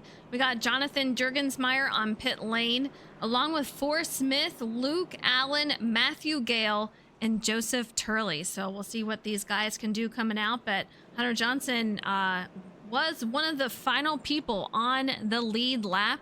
So it looks like a lot of drivers are going a lap or more down. Absolutely. Racer Rec out there says, interesting, see the different lines some drivers are taking. Things that make you go, Yeah, you know what? He's not wrong. He's got the middle line, you got the bottom line, you got the top line. They won't go 3 wide yet because these setups are too loose. But I think we might see that as we get a little bit closer to the end, when really it's winner take all. And you got to do what you got to do in order to come home with max points. Tonight we've seen a lot of attrition. At some point, you're gonna have to go for it. What line will they take? Eliza, we're getting closer and closer to 50 to go. I'm going to bug you. Who you got tonight? Oh, man, that's a tough one. I mean, this is just so incredibly tough out here. I'm going to say James Holzer because he's been consistently back up here. But I think if Hunter Johnson can make his way back up here, he would have a great shot also. So I think one of those two. But if I have to pick, I'm going to say James. How about you? Right. I think I'm actually going to go with. I think I'm going to go with Brendan Book. Right now, sitting P4. He's up 12 spots. He's been consistently inside the top 5. He's got a little bit of damage, I think, on the back end of his Coca-Cola target machine. But he's really been able to stay out of harm's way. So I think, I think Brendan Book's got a pretty good shot at grabbing those checkers tonight for himself.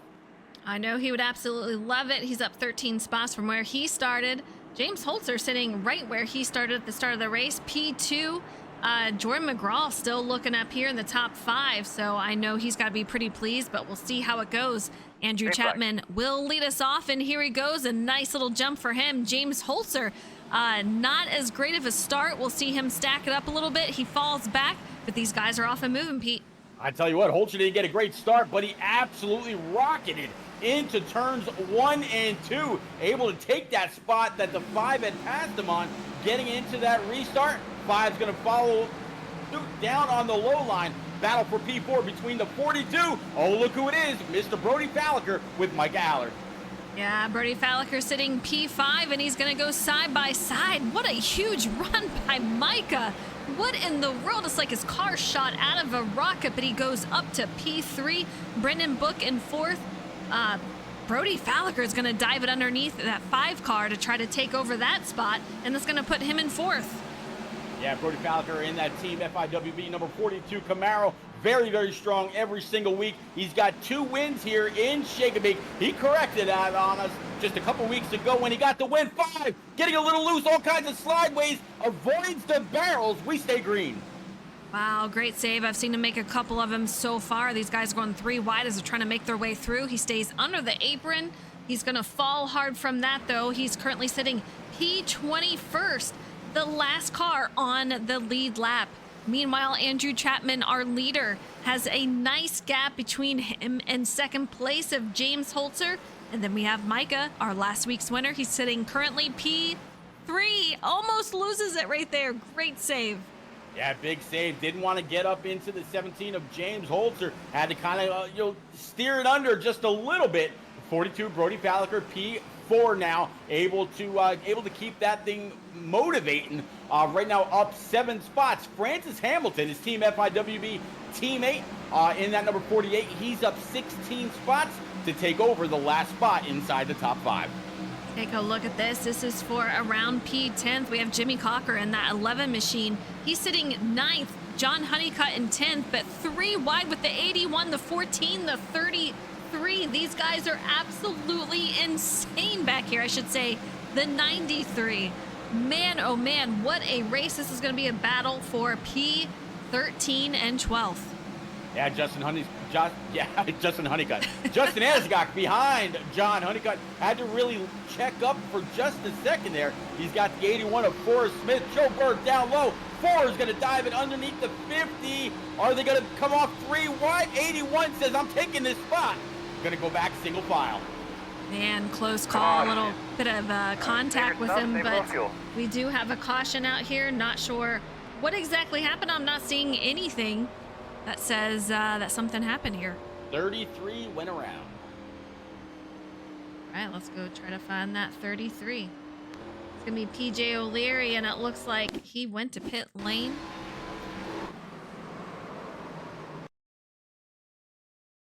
Yeah, he had some help with that from that 14 machine. You can see he's up high right there, comes down low. The 14 just gets right into him. I can't even blame it on anybody right there. It's just so incredibly tight. Man, just different lines and different ways you're going to go into that corner. Yeah, not quite sure if the 33 was reacting to the 93 of Joe Berg, and it's just one of those things. You know, you're in bumper to bumper traffic. You have nowhere to go. It's like a lot of these drivers going into pit lane. It's going to be led by Andrew Chapman, our current leader. James Holzer going to follow. Jordan McGraw, let's see, but it looks like he's going to stay out along with FTR teammate Jose Ruiz. Yeah, it looks like Justin Aniscock as well as John Honeycutt and Forrest Smith. They're all going to stay out also. So again, a brand new top 5. So we'll have to see how these guys fare. Justin Aniscock was very, very fast in the initial part of this race. It'll be interesting to see what that Red Bull machine is capable of after that earlier wreck. Jordan McGraw going to get that point for leading, as he is going to lead us back to green. Jose Ruiz in second. Justin in third, John Honeycutt fourth, Forrest Smith in fifth, and we saw him involved in an earlier incident, but already back up here, so great job for him. We have Matthew Gale in sixth, Joseph Turley, he's on pit lane. He's going to be falling, but he's currently seventh. James Holzer will take over that seventh spot. Andrew Chapman, who was leading, he's coming out eighth, and he loses a spot to James Holzer. Now, all those guys coming down on lap 159 with the most recent caution. Jordan McGraw and Jose Ruiz, they're gonna come off, you know, as the control cars. Well, of course, Jordan McGraw being the leader, he is the control car. But Eliza, owner of Team Shake and Bake, or Frozen Toads Racing rather, what's the team orders on counting down the green? Does Jordan have to give Jose a little bit of a say, hey, 1, 2, 3, go now, or is it every man for himself? You know, with us, there's no team orders per se, but yeah, we usually do count each other down. They're all in the chat down there. So I know there's going to be some communication between him and his teammate of Jose. So we'll see what they can do. And he's got John Honeycutt up here also. It's only going to benefit them and hopefully help out the remainder of the field and giving some space in between them. But yeah, it's definitely going to be a thing that I guarantee they're going to count each other down. Yeah, and I tell you what, I mean, if 34 and the 23 both get a good launch, nobody has an issue spinning the tires. The 50 of John Honeycutt, he's definitely going to benefit from those team comms. 1, 2, 4 right now for Team FTR. The 4 Red Bull machine of Justin Aniscock sitting in the third position. Forrest Smith, fifth. Matt Gale, James Holzer, Andrew Chapman, as you just said, Micah Allard, Francis Hamilton, and Andrew Sanford. As the pace car pulls off, we're going back green. Lap 163 is underway. I can't say that outside got a great start, but Jose, I don't know if he spun the tires. Not a great start on that high side. They stack up a little bit, but still off and running. We're going to have Justin in second. He benefits from that mistake. And the 81 is going to be in third. James Holzer going to take that inside in fourth. And Jose Ruiz is going to fall back to P6. Almost had a battle for the lead there. Forrest Smith able to pull up right behind the 4. The 4 of Justin Aniscock. He's going to try to seal that line from the 17 of Holzer as the 81 plugs the wall. Yeah, the 81 struggling out here at Bristol. We've seen him a couple of times, but man, oh man, hard hit into the wall. Micah is going to fall hard. I'm not sure what happened with him, but he had to be involved in that hard hit on the wall. Yeah, I believe somebody was to his outside, and as he came up the track, maybe he thought the car was breaking loose, had to just let it go, and 2 end up into the outside wall pretty quick. Yeah, he went up high pretty darn fast. I'm not sure if he got loose or what, but man, that was a hard hit, and you can see the cars popping like popcorn. Yeah, he breaks loose right there, and nowhere for the 81 to go, unfortunately. 50 involved in that. You see him fall back. The 5 makes it through, the 16 and the 67. Yeah, that was a hard shot. Micah ended up tagging the wall twice. As you said, Honeycutt nowhere to go. You see the 42 of Brody Falliker, as well as the 11, the 5 of Brandon Book. There's the 16 of Dylan Robb. So many more able to get on by because the cars were already woed and slowed up. Back up front with the leaders, looks like the 30. He's going to be the free pass car. letting one of the strongest cars back on the, I believe that's going to be the lead lap. We'll have to double check that once they come back around. But he was very fast pretty much the first 2 stages. Yeah, he said, I'm killed, no more leading, but he does get that lap back, and he will be on the lead lap this time. So good news for him, but now he's got to try to take care of that machine and get it up through the field, which is a difficult task, especially when we have this many cautions. But he says he's got 5 minutes and optional damage to repair. So that is unfortunate news. That is a long repair to be had. Doesn't have to repair it, but you know his car is not at 100 right now. No, definitely not. But I hate to say it because cautions have bred cautions pretty frequently this evening. But the more time he can spend on pit road to mend that machine might be the better. While I don't want a whole slew of cautions to close this thing out, I want to do it under green.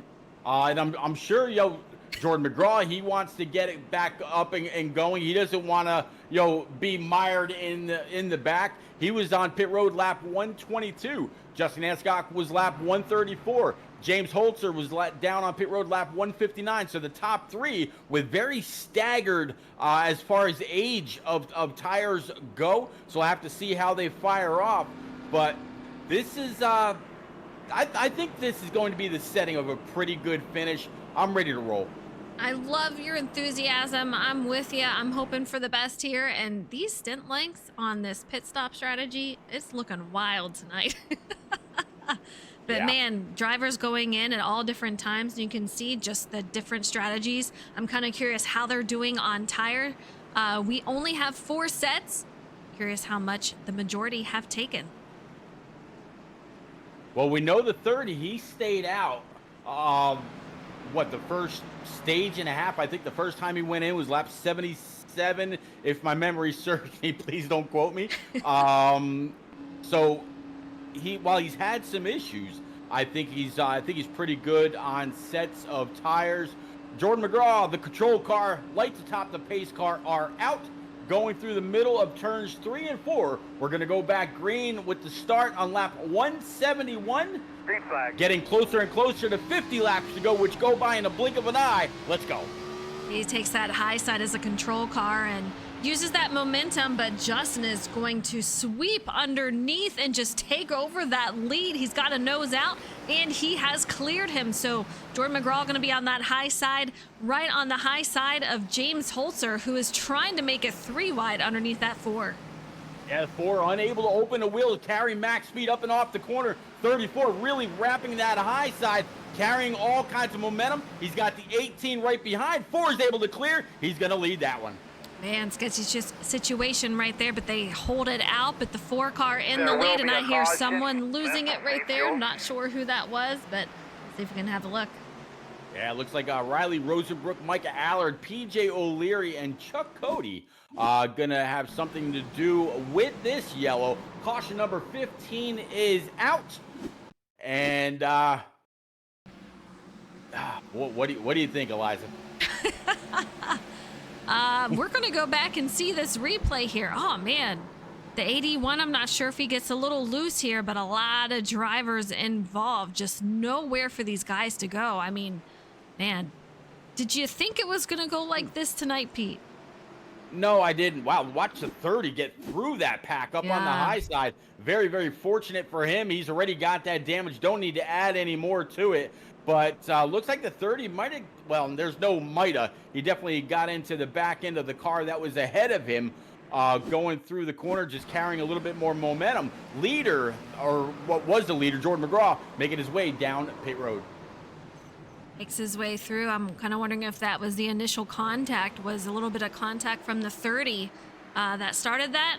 You just never know. There's just so many different things happening at once, and it is tough out here. This is absolutely crazy, but Justin in that 4 machine gonna lead us back to green. James Holzer in 2nd, Andrew Chapman in 3rd. Jordan McGraw, who was our leader, he has come into pit lane. He fell back a couple of spots on that restart. got a bonus point for leading, but here he sits on pit lane. And those bonus points at the end when everything is restarted, getting into the playoffs, that's where they really matter the most. So Justin Ascot, James Holzer, 1-2. Andrew Chapman, Francis Hamilton, teammates, 3rd and 4th. Jimmy Cocker to round out a team FIWB, 3rd through 5th. Brody Falliker, P6. Jonathan Jurgensmeyer in that double O, P7. P8, Jose Ruiz, who's starting to shine this evening. Andrew Sanford in 9th, up 20 spots. And Brendan Book, after falling all the way to the back, right now just cracking the top 10. Yeah, you know, a couple of people mentioned tonight might be a race of survival, and a couple of these drivers who are surviving even after some mishaps are coming back through the field, and Brendan Book is one of them, as Pete mentioned. Dylan C. Robb in 11th, Jeff No holding out a good spot, sitting P12. So these guys are still moving, but Justin, he is out here leading. These guys are going to start lining up double file. But I do believe 25 cars in the field out on track currently. Yeah, a lot of guys are out. Few cars a lap down. Some sitting in the pits. Others, with some damaged machines out on track. All kinds of different scenarios in and out of the pits.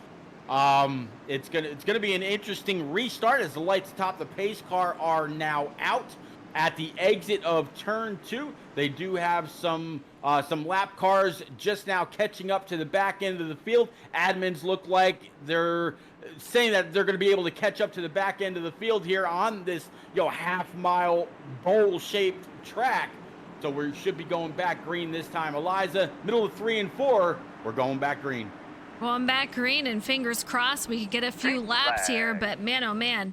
Absolutely crazy, but here we go. Across the start-finish line, these guys are moving, and you see single file in the back as they're making their way through. Yeah, here comes James Holzer all over the back end of that Red Bull. Number 4, Justin Ascot, James Holzer, side by side off of turn 4, almost a dead heat at the line. They stay at it at 1 and 2. I feel like Justin has been so close to a win at the start of the race, but then falls off at the end. Here we are getting to the final parts of the race. Can he hold on to it and secure his first win? James Holzer, this is his first appearance this season. Will he hold on to it and get a win here tonight at Bristol? Holzer right now still being pinned down to the bottom, 4 not giving him any room whatsoever. The 18 right behind, just watching to see which line is going to move. Holzer's been there, and he just went shake a big purple, posting the fastest lap of the evening with a 14.98. Eliza, that is the first 14 we've seen all night long, and it's from Carr in the 3rd spot.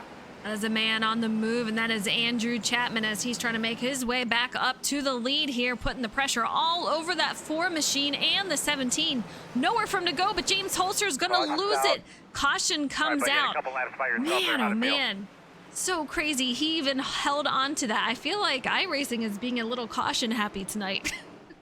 Yeah, I'm not quite sure if there was just a little bit of netcode or not, but the 18 and the 4 actually get together after the caution flew. 18 gave it a little bit of a love shot to the back end of that Red Bull machine. Definitely some contact in fenders between the 4 and the 17. Those guys were pinching each other up and down the track. It had to happen sooner or later. Yeah, some hard racing and something had to give way. I know, Polish, that's what I'm saying. Some of them have been just single car incidents that went below the apron, so I feel like there shouldn't have been a caution, but here we are. Silent, what's up? Hope you're doing well, Polish. Hope you guys are doing well. We're on our, I hate to say it, 16th caution. 2 of those have been for a stage, but man, tonight has been a brutal race. This season, so clean, but tonight, I can tell you, Bristol has been a tough battle. Absolutely. Justin Anscock feels like maybe he's got a little bit more damage, decides to go ahead and go down pit road. Working lap 186 of 225, less than 50 laps remaining. And with 15-second laps for the most part, it's going to go by in the blink of an eye. When we go green, we're talking about 3 to 4 laps every minute. So the 18, 48, 42, 17 of Holter and Jonathan Jurgensmeyer will be the top 5 when we get back to green flag. How about Jimmy Cocker sitting in 6th? Jimmy's continued to move up the field, Eliza. He is continuing to move up through the field. P6 up 11 spots. Jose Ruiz, who's directly behind him, he has also moved up 11 spots. So great gains for these drivers. Andrew Sanford up 19 spots, sitting P9, and Joe Berg up 17 spots, sitting 10th. And let's not forget Mr. Francis Hamilton up 19 spots. He currently sits P2. And AK Big Boy says, let's go. Number 4, that's my friend. So, yeah, he's doing really solid. Currently just went into pit, comes out 14th. Biggest mover of the evening. We can't let it go. Andrew Sanford in that number 37 Toyota machine. Right now sitting P9 up 20 spots. Andrew, he's been up at the front. He's been mid-pack right now inside the top 10. I'm sure he cannot wait for this to go back green. That 18 is very, very hungry. Strata says 16th caution. What did I just tune in into? Yeah, you know, it's been quite the battle. iRacing, I'm going to say iRacing and their new setups have definitely made for a challenge. It was smooth sailing before Charlotte and these changes, so that's all I got. I raced it before this and it was so much fun. It's just tough. What can you do? Assist 16 cautions, 14 of which are from actual incidents. But even a few of those, you know, as I was saying, in my opinion, shouldn't even have counted. Here we go, back to green, the 18 leading the field, the 48 on that high side. These guys are moving 2 by 2 all the way through, Pete. Yeah, the 18 really shot out of the cannon at the exit of turn 2. 48's going to try to look low, pull a little bit of a crossover. James Holter up on the high side, so he's going to carry the momentum. 42 of Brody Falliker with his teammate. Here comes Jimmy Cocker up on the high side. Jimmy Cocker sitting P4 in that number 11 machine. The 48 going to fall back, and he's going to take over P4. Jimmy Cocker in 3rd as they are still too wide, and Jimmy goes ahead and clears him. He's going to be P3. James Holzer hanging on that inside line as he moves up high. He knows which lane is going to save those tires, and he is catching up to Andrew Chapman. I'm really surprised to see the 17 continually going to the bottom. He's got all kinds of dirty air coming off from the 18, and he sees the gains that the 11 of Jimmy Cocker have made up on the high side. Caution's out. Give me your 10th there, bud. Like Matthew Gale might be involved here. Let's see if we can find out what exactly happened. Here we go. We see this over and over again, Pete. Just a little nudge from behind, and when you're still not completely straightened out, there's just nothing you can do. He goes hard into the inside and loses it coming off the exit here. I don't know, Eliza. That kind of looks like maybe the car behind, and I can't say for sure because I didn't go back and watch from the hood view. But I don't know if the car behind maybe didn't misjudge how close he actually was to the guy, because it really looked like he might have hit him in the right rear, sent him directly into the inside wall. Yeah, no, I absolutely agree. There's just a little bit of contact and just not much you can do. Unfortunately for the 67, he goes into the inside wall. He's going to have to repair that damage. Yeah, no doubt about that. Kevin Dallatorre, he's going to go high car hard into that inside wall. I'm sure he's going to have a lot of damage, a lot of required damage before he comes back out on track. The next gens that they've raced for the first 3 seasons, they were comparing those things to tanks. These things, just like the trucks, very, very easy to hurt, and quite a few on pit road. Kind of surprised to see this late in the race with only 30 laps to go.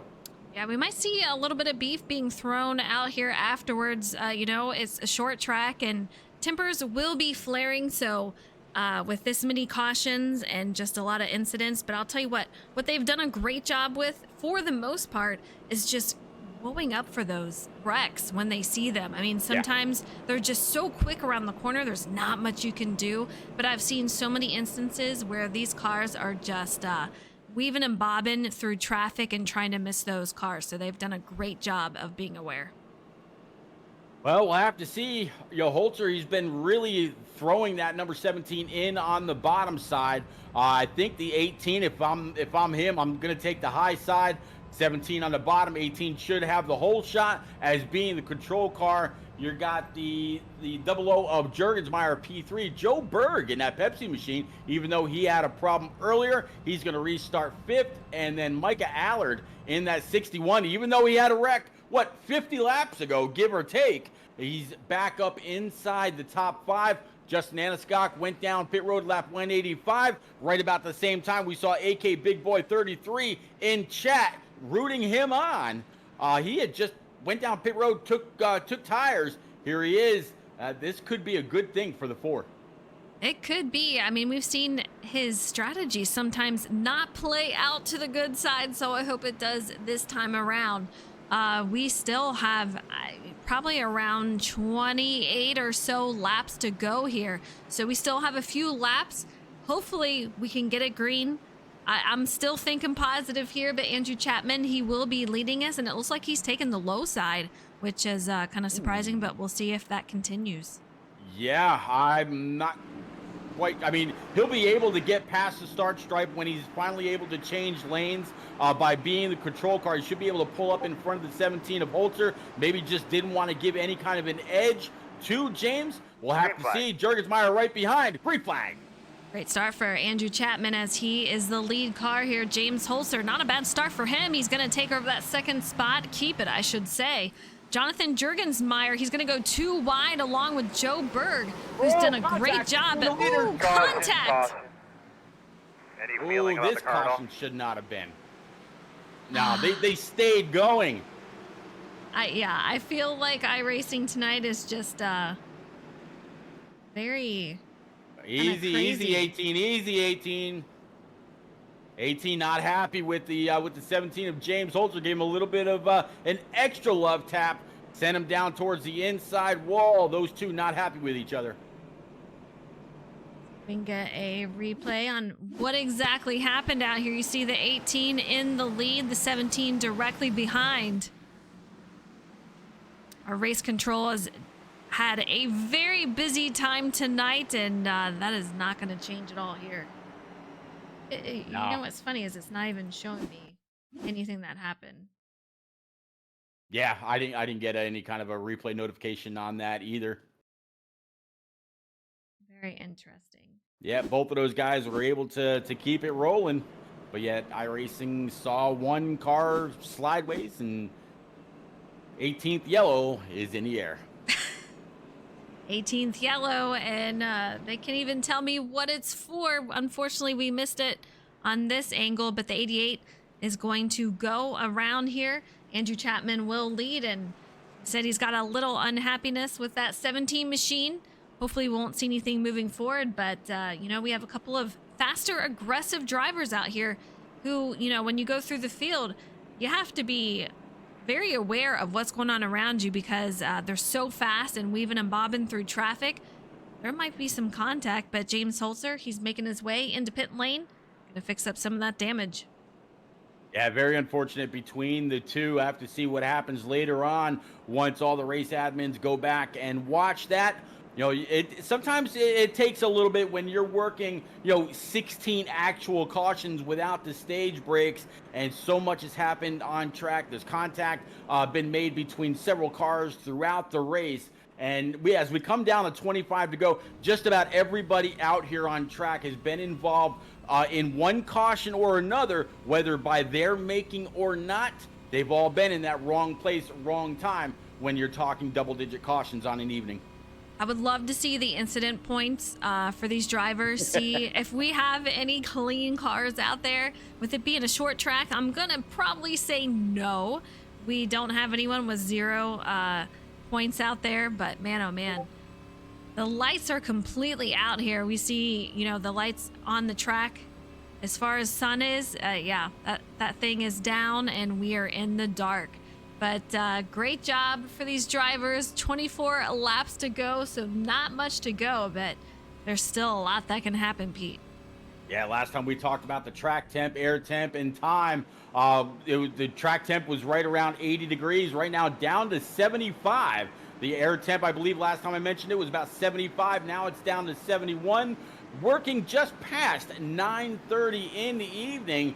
Track date June the 1st, so right baking in the middle of summer. Down the end of the backstretch, 18006193 and that 4 machine are your top 5, with of course an honorable mention to P6 Brody Falliker. Off of 4, Eliza, let's go. Will this be the last one? Coming up to 22 to go. Here we go, man. What a start. That double zero was just absolutely on it with that 18 in charge. So great job on his end. We got Micah, who is directly side by side with that double O. But man, these guys are off and running. Let's hope we can keep it for a few laps longer. Three wide going into turns 1 and 2. Mike Allard in the middle. Double O with Jurgensmeyer up top. 18 getting a little loose. Has to back out of it. 4-car Justin Anscock and the 93 of Joe Berg up on the high side. Here comes Brody Falliker in the 42. Everybody up high, carrying all kinds of momentum, getting closer and closer to the battle for the lead. Something big happened with the 18. He's made his way on into pit lane, so I'm not sure what happened with him, but off he goes, and Jonathan Jurgensmeyer is going to be our leader. We have Micah in second, Justin in third, and we're going to have Joe Berg in fourth, so a great night for him. Let's see if we can keep it continuing. The freshest tires in P3. Justin Aniscock last time by was a 15:10. Leader was a 15:09. P2 was a 15:09 as well. So very, very competitive times. But Justin Aniscock has the freshest tires after being on pit road last on lap 185. He's actually got the freshest of the top 5 drivers. Micah is just coming off that win from last week at Charlotte. Another tough race, 200 laps there. And it was definitely a doozy. As far as, having to deal with the machine for that long and track conditions. We'll see. He's trying to make it a back-to-back wins here for Bristol coming up. We'll see if he can't get it done, but 16 laps to go. Jonathan Jurgensmeyer, that double O, still leading the field. Justin in third, Joe Berg in fourth. Brody Falliker rounds out the top 5. Yeah, it just seems like the 61 cannot get back in the throttle. As soon as he tries, it starts to step out on him. He wants to turn underneath, just can't do it. The double O really controlling that line, as now we got to look inside the bottom line. Man, oh man, side by side, unable to do it. That high side is going to have that momentum, but with that comes tire wear. We still have 14 laps to go, but Jeff, no, it looks like he is involved. Let's take a look, see what happened here. Yeah, 19th or 17th caution, if we're being correct about it all, in the air. Jeff knowing that TJ's team number 14 brings it on out. And he just loses it coming off the exit, and unfortunately, hard hit to the wall, and I think that will be the night for him. He comes back on the track, which is what brought out that caution. Goes straight to pit lane. Yeah, very, very unfortunate. I mean, you can see the big puff of smoke from the motor letting you know that it let go. So he's got to go ahead and tow. And as you said, Eliza, that probably will be the retirement for that 14 this evening. We've seen a lot of drivers have that happen tonight. Just coming off that exit is just so incredibly deadly. There's no warning. It breaks loose. And once you have that hard hit, there's really nothing you can do to save it. 12 to go, not much longer here. Jonathan Jurgensmeyer in the lead. Will we see him get a win? This would be his first win of the season. And Send and Rage, who is Hunter Johnson, he says, I'm back. He's currently sitting 5th. I said it before, very, very interesting to see him get that lap back. You can't keep a fast car down. You just can't. But Jurgensmeyer, he's been very, very good at keeping that high line and the momentum up there. As long as he's keeping the 61, Mike is going to race him clean. I have no doubt about that. Will we see a bump and run? Maybe. But I tell you, Michael won last week. He won the longest race of the season from Charlotte, full 200 laps. I'd like to see him, if he's going to get up there and take this W, I'd like to see him do it cleanly. I'm just glad to see him in this position overall. You said it last week, how momentum was going to carry him in post-race. You weren't wrong. Yeah, I've talked to him before this season and during it, and he was telling me, he likes the Xfinity cars. He likes how it drives, and you can absolutely tell this compared to where he was in Cup cars. He did great in Cup cars, but I'll tell you what, you can tell this is the series that he absolutely loves and does a phenomenal job with. He's already got one win last week. We'll see if he can get another. And if he does, I'll tell you what, I don't know if there's going to be much that can stop him moving in to the later part of the season. He's just doing a great job out there.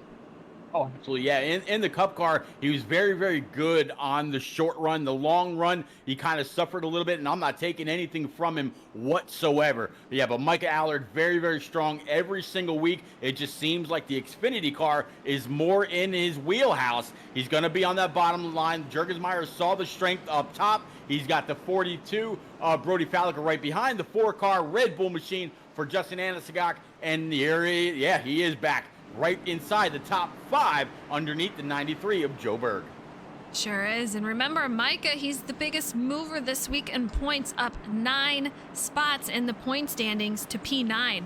He has missed a race, but even with that, he's still sitting in the top 10. So, yeah, he is definitely doing solid this season. And we're getting ready to go back to green as Jonathan Jurgensmeyer, great restart for him as he is the control car, takes that outside.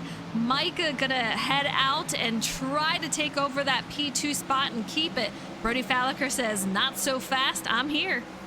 Yeah, Brody Falliker outside. You see the 61 absolutely catching it up and off the corner, across the line. Looks like he's gonna be able to slide it right behind.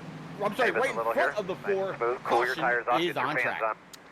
Maddie, you say 19 cautions? We're at 20 now.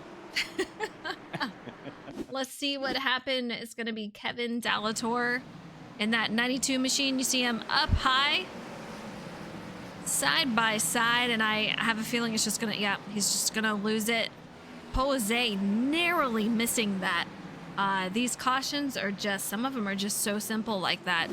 But yeah, tough night out here. I'd say this is definitely our toughest race that we've had so far this season. Yeah, 92 able to, for the most part, keep it off the wall. Just went drifting around the banking. So the banking absolutely helped him. Looks like the 17 of Holzer, he's going to go ahead and get a lap back. So good job by him. And oh, by the way, Hunter Johnson, Justin Anasagak, Micah Allard, Brody Falliker, and Jonathan Jurgensmeyer, they're going to restart pretty much the same way they were, except 42 and 61 swapped around. We saw the 61 move up right in front of the 4. Almost looked like kind of cleared himself before this yellow came out. A very, very stout top 5. But look at Jordan McGraw bringing his way into the top 7 right behind Berg. Yeah, Jordan McGraw, he goes into races and thinks, that he doesn't have the best shot. And I know his season hasn't been going the way that he has hoped, but he's doing really solid tonight. So he's got to be really pleased with how it's been playing out tonight as far as strategy. And he got to lead a couple of laps here. So he's doing a great job, and it's great to see him be out here in the top 10. Eliza, looks like Race Control is requesting a beverage. If you'd like to step away and bring it on over, I'll be more than happy to take this green-white checker to the finale. I have a feeling we're probably going to see more than one. Man, it's crazy out here. Yeah, a lot of happenings going on, and I probably should pass him over a drink. I think we could use one too, and I know the drivers afterwards are going to want one also. BK Doug, I see you out there. Thank you so much. He says, the best broadcasters, Frozen Toes, and repeat. Absolutely amazing. Thanks, Superior Blaze says, correction, Race Control requests 20 bottles now. One precaution. Oh. Pretty soon we'll be working on a case. Why not? I don't blame you. 3 to go. We'll see if we can't keep it green here, but this is when things go a little crazy. Aggression picks up. Shenanigans happen there, Pete. Matty Joyce says, I'll take one too while you're at it. Why not? So lights top the pace car are still on. Got to wonder what Jurgensmeyer is thinking in his head. He knows that the 42 is also very fast.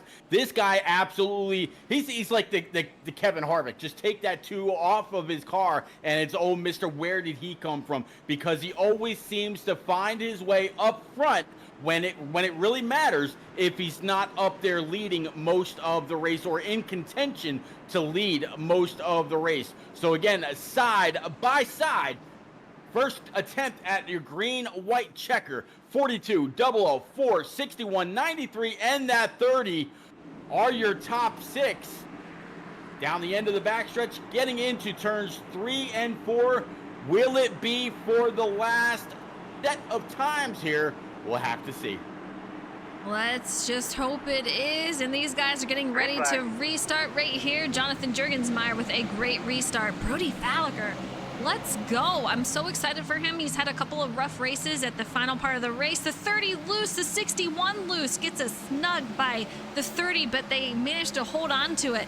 Jonathan Jurgensmeyer, 2 to go, and we're coming up to the final lap. This is here. This is it. Any wrecks happen, that's all she wrote. So Jonathan Jurgensmeyer just has to hold on, Pete. Yeah, Jonathan Jurgensmeyer up or into turns 3 and 4. For the last time, 42 has nothing for. Big wreck behind. Justin Anscott brings it home, P3. But Jurgensmeyer with the fastest lap of the race at a 14:97, getting it done. Tell me his adrenaline wasn't pumping. Man, oh man, what a great finish for him. Gets his first win of the season, first here in Shake and Bake. So huge congratulations. Brody Faliker slams into the wall, but not enough to take over that second spot, so he holds on to it.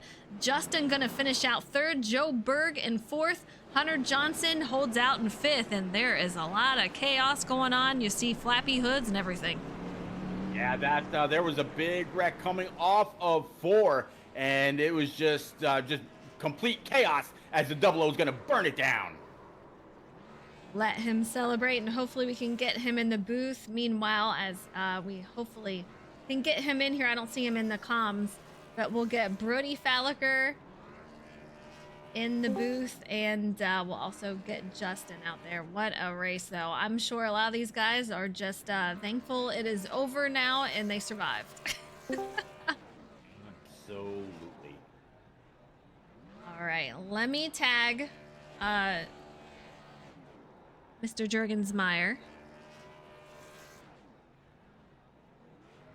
I don't think he could hear you over his motor right now. I know he's too busy burning it down, but man, you know he's got to be excited. But while we're waiting for him, Repeat, you want to give Brody Faliker an interview here? Absolutely. Brody up 9 spots to finish P2. I just said it before the race concluded. You really gave it your all. You're recently, if you're not up front leading or in contention to lead, you find your way up towards the front by the end of the race, collecting max points that you can get before it's all said and done, before the checkers fall. Work us through the race, how clean it was for you personally, and what you think of the race overall. Well, the race was definitely caution-filled. We qualified all right, and I knew my car wasn't going to be very good in the day.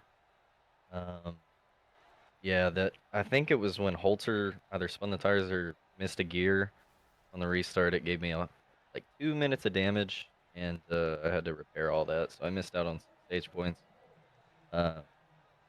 And felt like, if we got a long run, I could outpace some of these guys. But it just never came. I was out on pretty old tires right there, but I was okay with it because car loosened up.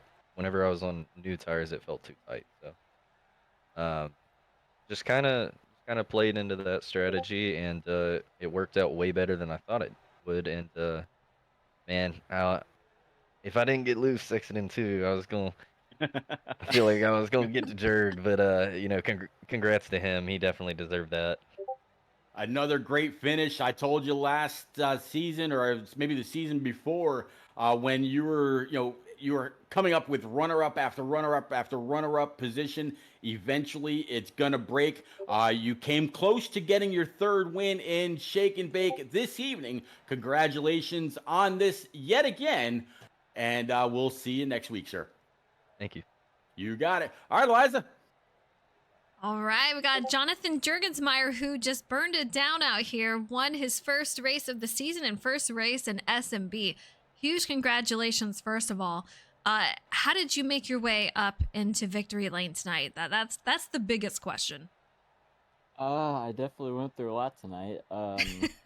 Started the race. I don't even know where I qualified. It was a while ago, but just made my way up the field and a lot of strategy with the stages. I got myself up front pretty early actually, and I was running about second, and I wrecked with my good buddy Michael Walls, and I thought it was over. I got hit by Andrew Wisdom and had a bunch of damage, and I thought it was done. Mike had a lot of damage, and he was pretty much done from that, but just able to repair my damage from all the cautions. Barely avoided almost every single wreck, and then once I got all my damage done or repaired, I knew it was showtime. It was time to go to the front, and I used a set of tires finally, and just picked everyone off and avoided the wrecks and avoided a lot of the carnage with Holzer and the 18. I barely made my way through that, and once I got to the lead, I knew if I just held the top, it was gonna be really hard to pass. It would take someone hitting me out of the way for them to beat me. So I trusted everyone that they wouldn't end up hitting me out of the way, and once Brody got to second on those older tires, I was really worried about Justin Anasogag because he was on newer tires than me and Brody. So I was really hoping that Brody would end up in second because I felt like I had the best chance from that, and got it done. I don't know. It was definitely a wild race, but I had fun when we did race. Yeah, I mean, I saw you out there so strong. You started off in 10th. So you started in the top 10. Like you said, you had so many different things happening. You made your way through the field. So, as far as like trying to miss the wrecks, I mean, what as a driver is the most important thing as you see those wrecks coming up? Is it just trying to get around them or worrying about also what's behind you? Definitely, definitely the latter, where you got to worry about what's behind you. If you look in your mirror and you see someone's not really braking for a wreck, I think you could definitely avoid that situation by trying to avoid even the cars behind you. So, especially at a small tight track like this, it's really important, and it's pretty much the only reason I won today. I wasn't really the quickest, or definitely wasn't the quickest, but I was able to knife my way through the field and be the one that pretty much had the least amount of damage. Well, you did a great job, and I've just been waiting. I knew it was going to happen to see you in victory lane tonight. You did it at Bristol, so huge congratulations, and I can't wait to see what we're going to see from you moving forward. Thank you. All right, Pete, you want to give Justin an interview for third? Absolutely. Justin Ascock up to, as Elijah just said, to P number 3. Justin, you had a very, very interesting start to say the least. You started inside the top 5. You showed a lot of speed very early. Got into a little bit of an issue. Went down pit road, grabbed 4 new tires before everybody else. Started to work your way back up through the field, and here you are, bottom step of the podium. It's going to be a pretty good points night for you overall. Did you see this kind of a rebound coming, or what did you think of what did you think of your chances to grab the W tonight? I'm just glad I finished third, to be honest. After that, the 17 missed a gear, I had so much damage, just like everybody else. Luckily got most of it fixed, but I still had like 40 seconds left, and it was just so loose for 10 laps or so on new tires, so I couldn't really do anything. But yeah, I didn't even have a chance at the win tonight. So I'm just glad I finished the race. Yeah, well, I mean, finishing the race is definitely the most important part. Basically, staying in it after you fix your damage, run the most, run all the laps if you possibly can. You did just that. Going to bring it home P3. Points are going to look pretty good for you going into Las Vegas next week. Congratulations yet again, sir. Yeah, thank you. You got it. Eliza, yeah, Las Vegas next week. Can you believe it? I know it's going to be fun out there. September 23rd for Vegas, 150 laps. Tonight was a race to remember. I'm not sure if that's good or bad, but I think Jonathan Jurgensmeyer thinks it's a good thing. Huge congratulations to him, and thank you guys so much for tuning in, for hanging out with us. And I see some Jurg fans out there, so yeah, he's definitely celebrating. You guys have a great night. We will see you next week.